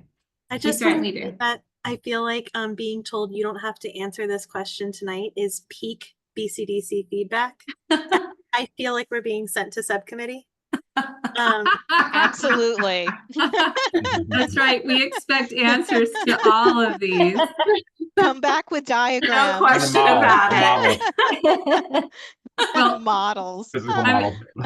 I mean, all kidding aside, but I think this is a lot to think about. And Diana, I don't know if I address this to you or Nupur or Kevin, but is the door open for commissioners to kind of think on this and send any other comments your way over the next few weeks? Okay, great. And you'll send the like a summary of analysis and data and questions we're asking ourselves in this moment in the context of the overall modernization. So we can certainly attest to where this is prime time to receive the feedback. And again, I just want to iterate Christina's point earlier. Thank you for your service to our city. Our city is better for it. And we're really excited to embark on this sort of next, phase of the BCDC in the context of the work we're doing within Article 80. Yeah, I echo that completely. Thank you so much for your time. This was extremely valuable to us. And I'm looking forward to subcommittee. We'll definitely. I don't know if anyone's ever said that at a BCDC meeting, but thank you, Nupur. We'll try to get you through 4 meetings only. No, I'm kidding. And also thank you for condensing your presentation to 30 minutes from your usual 90. We're all applauding that. All right. We don't need to make a motion on this, but we do need to make a motion on adjourning. So can I have a motion for that? So moved. Yes. Can we just say yes all at once? All right. I think I heard 2. Jonathan Evans. Yep. Kathy Cotteritas. Yes. Mimi Love. Yes. Anne Marie Lubinow. Yes. David Manfredi.